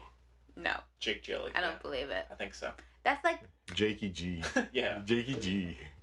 no. So I won't believe it. I'll have to get confirmation, but Yeah. Did you even see Stronger? Yes. Okay, I'm just. Saw it before you did, Braden. Nobody went to see friggin' Stronger. I did. An amazing film. At the Chelsea, I saw it. Total wasteland at the box office. I know, but it was really good. It was so good. it Well, was I'm good. really not inclined towards those kind of movies. I usually don't like them. Well, But I said Jake Gyllenhaal. I said I And need some then release. Tatiana I said, Maslany. I said- she was really good. I can't walk right now. Could really use this. You know, as a cry sash. Hmm. Really good. It was astoundingly good. I don't believe you. I don't know. I'd keep an eye out, you know, or an ear out. You're out. Yeah. So, any other trends you want to see die or start? I don't know. That's a tough one. Because something like that. Less, I mean, less superhero movies for me. Well, there are Yes. things that I'd like to see fall by the wayside. The superhero films I don't mind so much because they're a fun distraction. It's nice to have something to intersperse with all the stuff that I watched at the Chelsea. Like 8 a year. Yeah, we are getting a little inundated with it. I mean, the big problem now is, of course, Marvel's got the whole MCU, and DC is still trying to present some get sort there. of challenge We'll to get it. there. I don't know. I have a shocking answer. What? Some more like, not shocking for anyone, but for me, like some more like It style horror movies. Like I could get behind. Like more comedy, like in them, like more. Yeah, just more like I would real say movie kind of. Which I did rewatch it recently, and Yeah. I still need to see that. I think you'd like it, Braden. I probably mean, would. It's got a lot of pitfalls. But it's still much more enjoyable. Just the tension quite- building. If I could, and the okay, I'll put it kids this and way. I'll put it this way. If I could turn my brain off, you know, it would be like I would have really, really liked it. Right. There's just so much. I'll edit that out. I'll edit it out. No, you won't. You No, don't you need won't. to. It's we're far in. I won't. He's stopped listening. He's completely tuned out by now. If he ever tuned into the first place. Yeah. He told me he did. He said he listened to a few minutes of it, so he. A few minutes. That means he probably hated it. So Nuh-uh. I bet. Before we met, he told Kira he listened to the It one and that he liked the girl. Well, there you go. There's a compliment. Even though he couldn't remember your name, apparently. We now know each other and he still can't sometimes. Bless his heart. Oh, Cooper. Yeah. No, he forgot that we saw him. He asked me if I liked this movie that we saw, like, together, right? And I was like, I'm just going to give you a minute here to think about it, right? It took him a solid 40 seconds to just, like, figure it out, right? And then he went, oh my god, I'm so sorry. Like, I just have a terrible, terrible memory. Seriously, like, you're lucky if you remember your name. I just went, really? And he's like, oh, I didn't mean like that. I didn't like that. I can't remember my own name sometimes. I just quit. Poor guy. He's trying. Stop. He's a little absent-minded. That's, yeah. Anywho. Well. It's like Mr. Magoo. Oh. Yeah. Why all there? Perfect way to end the show. Oh, Rico Crime Club just emailed me. Great. Oh, there you go. Go see some movies. Yeah. I might go see All the Money in the World after this. The Ridley Scott really? film, yeah. I've heard it's for having to do the rapid changes. Christopher that he did. Plummer's supposed to be really Yeah, good. I've heard it actually crazy turned good. out pretty good. Yeah. He's always good. Yeah. But, He's Christopher freaking Plummer. yeah. Actually. Well, any other, I don't know. I see it's easy to think of things that I don't necessarily want to deal with. less plot? I mean, Less plot. well, see, based films. that's the funny thing about it is plot in certain films is spectacular, and then other films it ruins it. Like Bright, the plot ruined it. Blade Runner 2049, the plot was fantastic because it was based around that theme of free will and voluntarism, which was interesting. And so, I mean, The Master without its plot, what would that be? Right. Or, like, less... Again, blockbusters, less plot. I'll say that. Yeah. For the most part. So... It's easy to think of things that I'd like to strip away. No more reboots. You'd probably honestly cut back on the big budget action-y superhero films. I mean, God, what was it? That list, there were, 4 or 5 different films that were big comic book? Most of them are, yeah. Yeah. So, I want to see more original stuff, fewer reboots. I don't know. Anyhow, what I want to see, that's difficult. I don't know what I really want to see until He doesn't know what he wants. No, I don't. I mean, Well, in terms of film, I don't know what I want to see until I see it. Like I didn't know I wanted The Master until I saw The Master, and then I saw The Master, and I went, genius. Maybe I should watch it again. You should. Probably not, though, honestly. I feel like you would hate it. I really Yeah, don't I like don't- Philip Seymour Hoffman also, so... Really? We know. What is wrong with you? Really don't like him so much. He's so good. Yeah. All right. Well, hopefully we answered your questions. And again, feel free to send us with any questions or comments you like. Always like hearing from you. So I guess now we can move into our picks of the week. Chloe, you got one? Oh, you know what I would like? Butterfingers, right? What? They said Butterfingers and Bright, and Kira and I turned to each other and went, "Oh my God, Henry!" I did laugh at that. Yeah, that was the best part of the film. Butterfingers. good documentaries. There haven't been really a lot of good documentaries. I'd say so. Jane was really good. I need to see that seen still. it yet. It's Nobody saw really Faces, good. Places, and that is absolutely one of my top 3 films of the year. Really? Absolutely. Hmm. I mean, it's top 3. A low tease for next week, eh? Which one will it be? Will it be number 1? Could it be number 2? Perhaps it's number 3. Stay tuned. But yeah, I mean, for some reason, I remember a few years back when Searching for Sugar Man came out. That by itself was an outstanding documentary, but I think that year there were a lot of other really awesome. In 2015. Oh, I didn't Well, like Amy it. was good, but I mean, What? there was. You didn't like? How did you not like it? I liked it, but I mean, it was predictable. But did you either of you guys see? Well, I mean, come on. Well, I mean, in No, he terms means of the format. just how it was I done. I agree. I mean, it was solid. It was well done. It was well researched. I'm just It a was- huge Amy Winehouse fan, so I guess. Well, I was like a her little- too, but I mean, in terms of the formatting of the film, in terms of how the documentary was done, Right. But there was another film. Oh God, it's not coming to me right now. But did either of you guys see The Apartment? Yeah. No. Oh my God, you saw The Apartment? Yeah. Smashing my head on the microphone. Utterly fascinating, right? Yeah. So, and there haven't been a lot of documentaries out. Have you like seen that The out Wolf this Pack? Is that what it was called? year. Oh, that was awesome too. Crazy. I love documentaries, but there's been a dearth of really spectacular documentaries this year, other than Faces, Places. Yeah. Jane was really good, Jane, Braden. Jane, Well, I she haven't hasn't seen it yet. Give him a break. I'm excited. I really want to see it. I'm going to see it. It probably is extremely good. I just haven't had the chance to see it yet. But I can't think of any other documentaries. So I'd like to see more documentaries. Only problem being, of course, nobody wants to put them out because they don't make money. Yeah. So they're labors of love for both the directors and the Leonardo studios. DiCaprio. What? That's a joke. Because whatever. He makes a lot of documentaries. Oh, he produces a lot of. Yeah. Oh, does he? Yeah, some Well, like kudos to him. like then, for- animal kind of, I guess, conservationist Conservation Oh, stuff. okay. you know? Well, still kudos to him for Like before the flood. supporting, and- even if Yeah. it's Yeah. But yeah, so well, I actually have watched a fair bit over the. Oh, well, it's all you, buddy. So I did rewatch. You're gonna love this one, Chloe.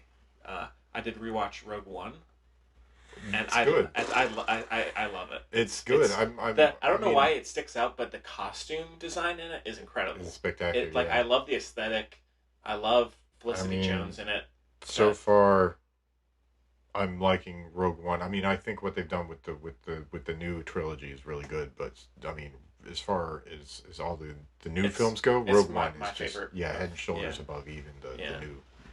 But I love the relationship of, or the scenes with Mads Mikkelsen and Felicity Jones, Mm-hmm. and then the siege sequence at the end is amazing on the Yeah. beach planet. All of that is Yeah. great. Daniel Craig was in it.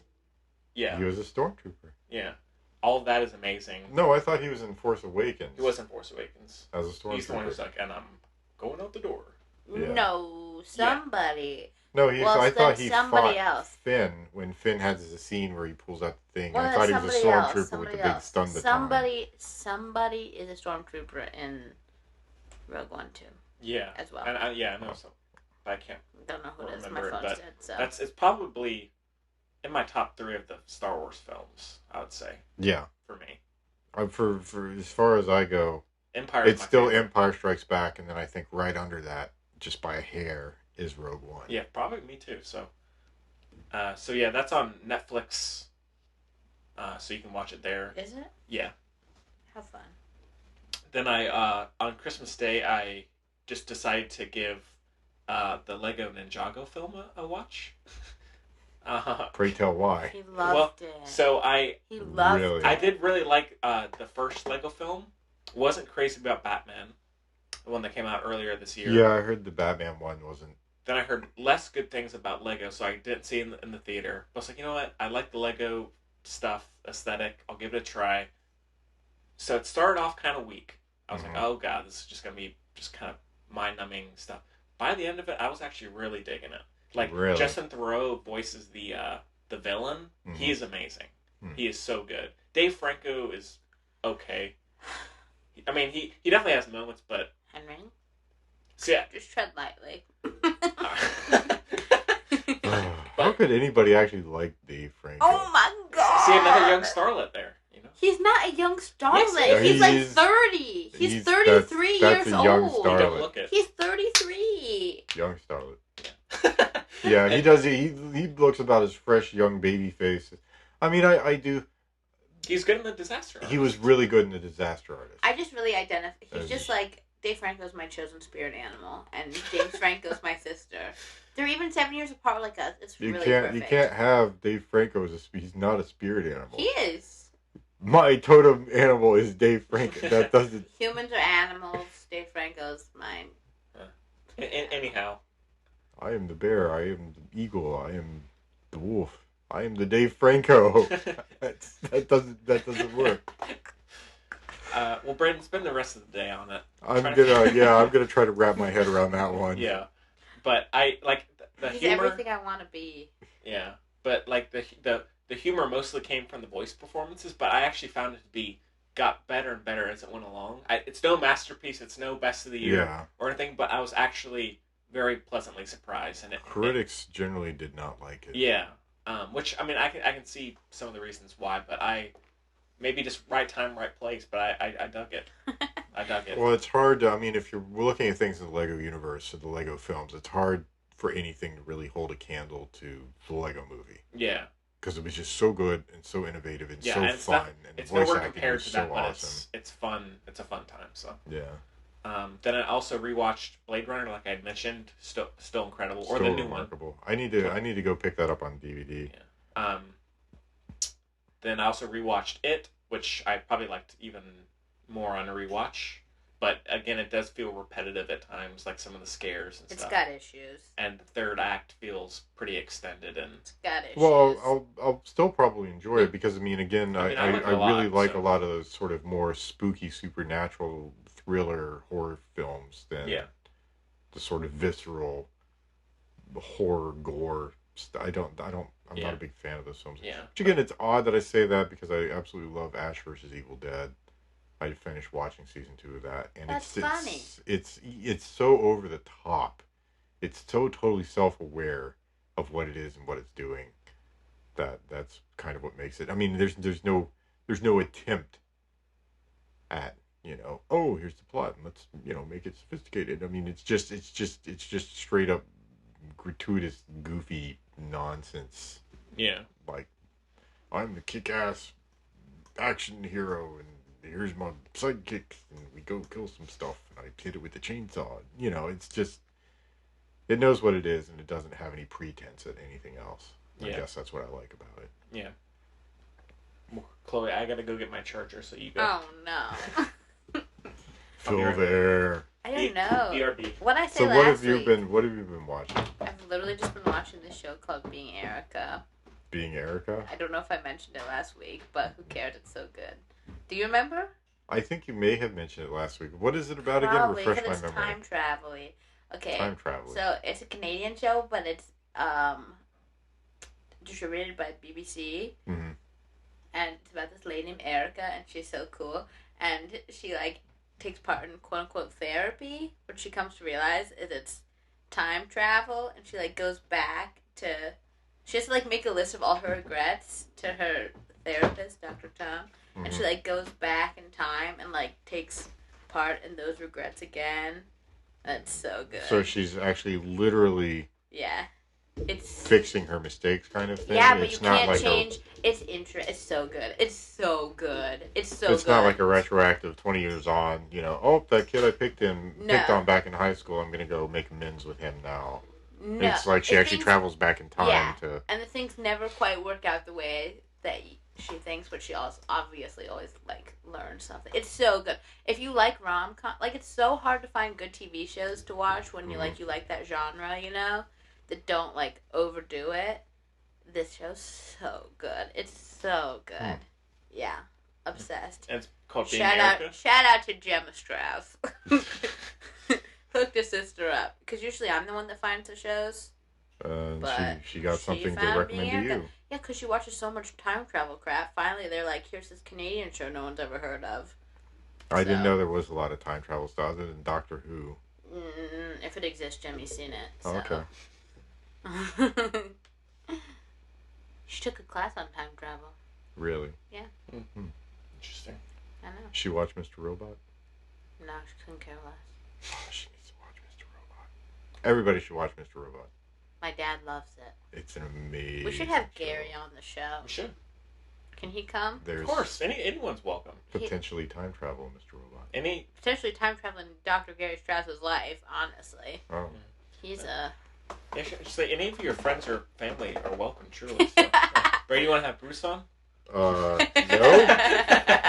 That's a big negatory. But yeah, anyone is... No, he'd be great for this, but having to sit with my father. If everybody wants to listen to my father berate me for 2 hours, that's... Oh my god. For me, it'd be listening to my father compliment me for 2 hours, so... That's... Whenever I talk to him, he always compliments you a lot, so... I know, it's very nice. He's a sweet guy. That's a very different dynamic from what goes on in my household. Well, there's a little insight for you. Well, I'd have my mother correcting me for 2 hours, so... Really? Yeah. Man. Okay. We should all have all three on. Yeah. That would be a supernova of unpleasantness and... Yeah. My dad's got a story for everything, though. He'd be good on this. Except for the talking part. We'd figure it out. We'll get to it. Well, that was another really great, spectacular documentary. 20 Feet, as much as everybody loved 20 Feet from Stardom, Muscle Shoals way better. I haven't seen that one. Awesome. I've never even heard of that. Awesome. All right. Anyhow. Well, Braden, what about you? Didn't you go? Did you not go? Well, he mentioned Ash vs. Evil Dead, but... Oh. Yeah, no, I haven't gone. Ash vs. Evil Dead was last week. I just finished watching the second season of it on Netflix. I rewatched Guardians of the Galaxy Volume 2. It was fun. You know, they're fun.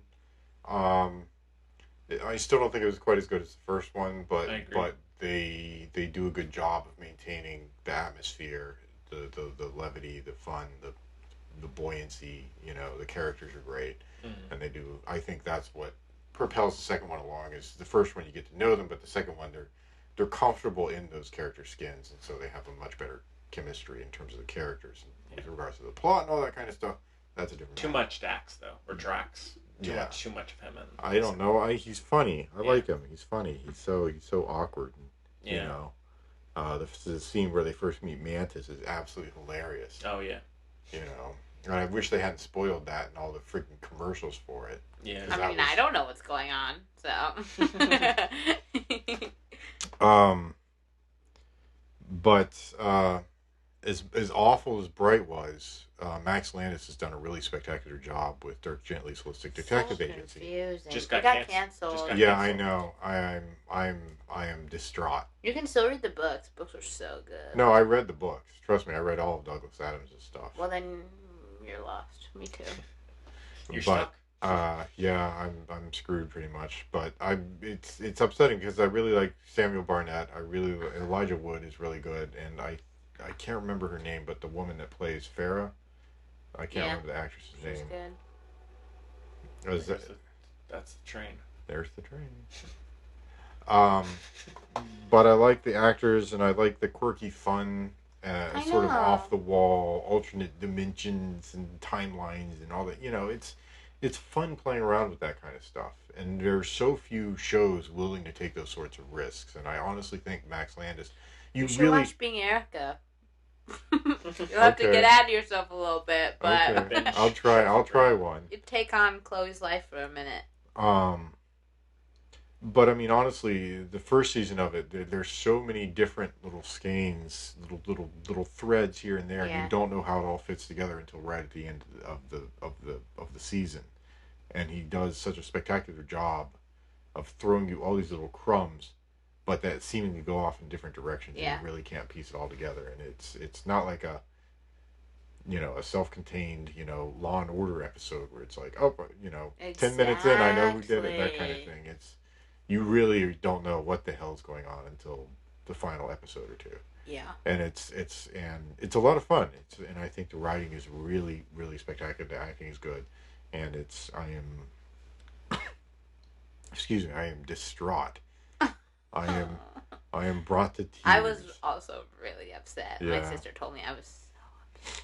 I'm pretty cheesed off that they canceled that. So, and the other thing that I recently just started watching is Mary and I started watching Twin Peaks. You just started watching the new one or the old one? No, the old one. Because My I've God, seen obsessed. a couple episodes, but I didn't see them in chronology. I didn't see them within context. Then Because I had a how? bunch of friends who saw it.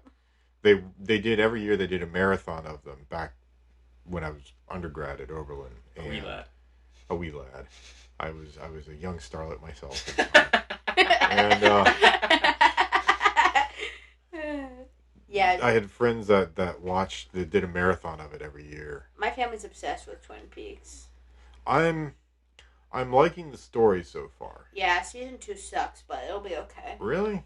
Yeah, well, they really screwed David Lynch over. It was because it played on what is now ABC Family or whatever. Oh. They really screwed up the whole thing. Weird. Because so far I'm liking the story. I like Kyle MacLachlan. Love. Everything else is so clunky. The acting, the kid actors that they have in that are all it's so good. terrible. It's supposed to be. It's supposed to be like that. Is it really? Leland! Yeah. Oh, okay. For sure. It's supposed to be like that. And it's so weird because I guess it's set in the 1980s or something? It's just set when it came out. It's like the early 90s. But it's all throwbacks to the 1950s. It's like you got greasers with Harley Davidsons hanging out at a roadhouse. You're really missing the point of the show, Braden. Gosh. Well, I'm enjoying it. It's just I can't quite place it. I've only seen the first episode, the pilot episode. You've only seen the pilot? It's sort of the acting is off, and the I can't quite place what the hell time period they're in. But yeah, it stays like that the whole time. The story is so strange, so compelling that I'm drawn in anyways. Yeah, just honestly, just watch the first season. Really? Well, the new one's really good too. I've heard the new one is really good. If you want, plus Laura Dern, she's awesome. You gotta really get through. I do not like what they did with Diane. I do not like that at all. But that's beside the point. All right. Anyway, if you want to power through the second season, it's not that bad. It's just not that good. If you power through the second season, it's probably worth it for the new ones. All right. But I will soldier through the second season to watch the third. To watch the new season. Audrey's my favorite character. Which FYI. one is she? Is that Sherilyn Fenn? Yeah. Yeah. I can't. She's weird. I can't figure her out. Don't tell you. Right? Is it? I don't know. The two of them have really similar names. I get confused. She's the one with the dark brown hair, and it swoops up. Oh, that's Laura Flynn Boyle. Yeah, they're both Flynns. I always think Laura Flynn Boyle is Laura Palmer. It's all confusing. Anyway, the point is, I like Audrey. She's my favorite. Also, I love Cooper, but I love Agent Cooper. But everybody does. But everybody does. He's so cool. He is cool. Yeah. Agent Cooper, Kyle MacLachlan? Yeah. Yeah, okay. And Jem and I just walk around, we just to each other, we just go, Bobby's so cool. You should walk around with little voice recorders. Diane. Yeah. No, my phone Diane. case used to be that. Hmm? My phone case used to look like his recorder. Oh, really? Yep. That's kind of cool. That's cool. Yep. Man, Chloe, you got made in the shade, you know? Yep. Living the high life. All right. Well, I guess that about brings us to the end of the show.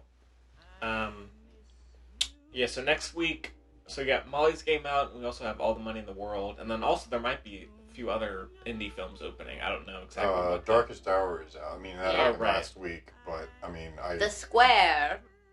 My friends and I I'm are going all to see seeing that. The Square. I really want to see The Square. Yeah, we all really I don't know if we should, because nobody's going to go see it. No, it's probably, no, we shouldn't. We should bring it up, though. It looks strange Yeah, and dark and remarkable. So weird. No, I think it's gonna be awful, but that's fine. I think it's gonna be awesome, but Yeah, I figured. We'll see who wins. yeah, we'll see. Yeah. We'll see. But yeah, so I'm not sure about exactly what we're gonna do, but then we're, I guess, definitely gonna do our, top 10. Yeah. Worst of the year, whatever. Well, I'd like to see Darkest Hour just because again, that's stuff I geek out on. It's Churchill. I'll see it. Played by Gary Oldman. Yeah. My dad But and I are going. Molly's Game, I think, is gonna be a more broad appeal. Yeah. Kind of thing. Although I'm gonna see Darkest Hour soon too. So yeah, so got some good stuff coming the next week or two. So yeah, but yeah, so look forward to that. Keep a. There's sort of a lull in the big budget stuff right now, isn't it? Because I mean, everything came out before Christmas. You had you had the Star Wars. What else was there? There was something else. I feel. No, I guess that was it. Because they're not gonna put one of the Marvel films. Everything's a blur. Star Wars. So. Yeah. But yeah, so I guess February. Yeah. Black Panther. Black Panther. Yeah. So I guess that about brings us to the end of the show, which I guess I already said. But we really hope you enjoyed it. Anything else y'all want to mention? No. Happy holidays. Yeah. Hope you have a good New Year. Chloe and Braden, thanks so much as always. Chloe just did a little 1-2 number. It was good. It's good. Braden provided the sound effects. That's what I do. Yeah. Tune in next week, of course, and for all the many weeks to come, as always. Braden just looked so morose over that. Oh, the yeah. idea of that. Yeah. But yeah, so I Bye. Bye.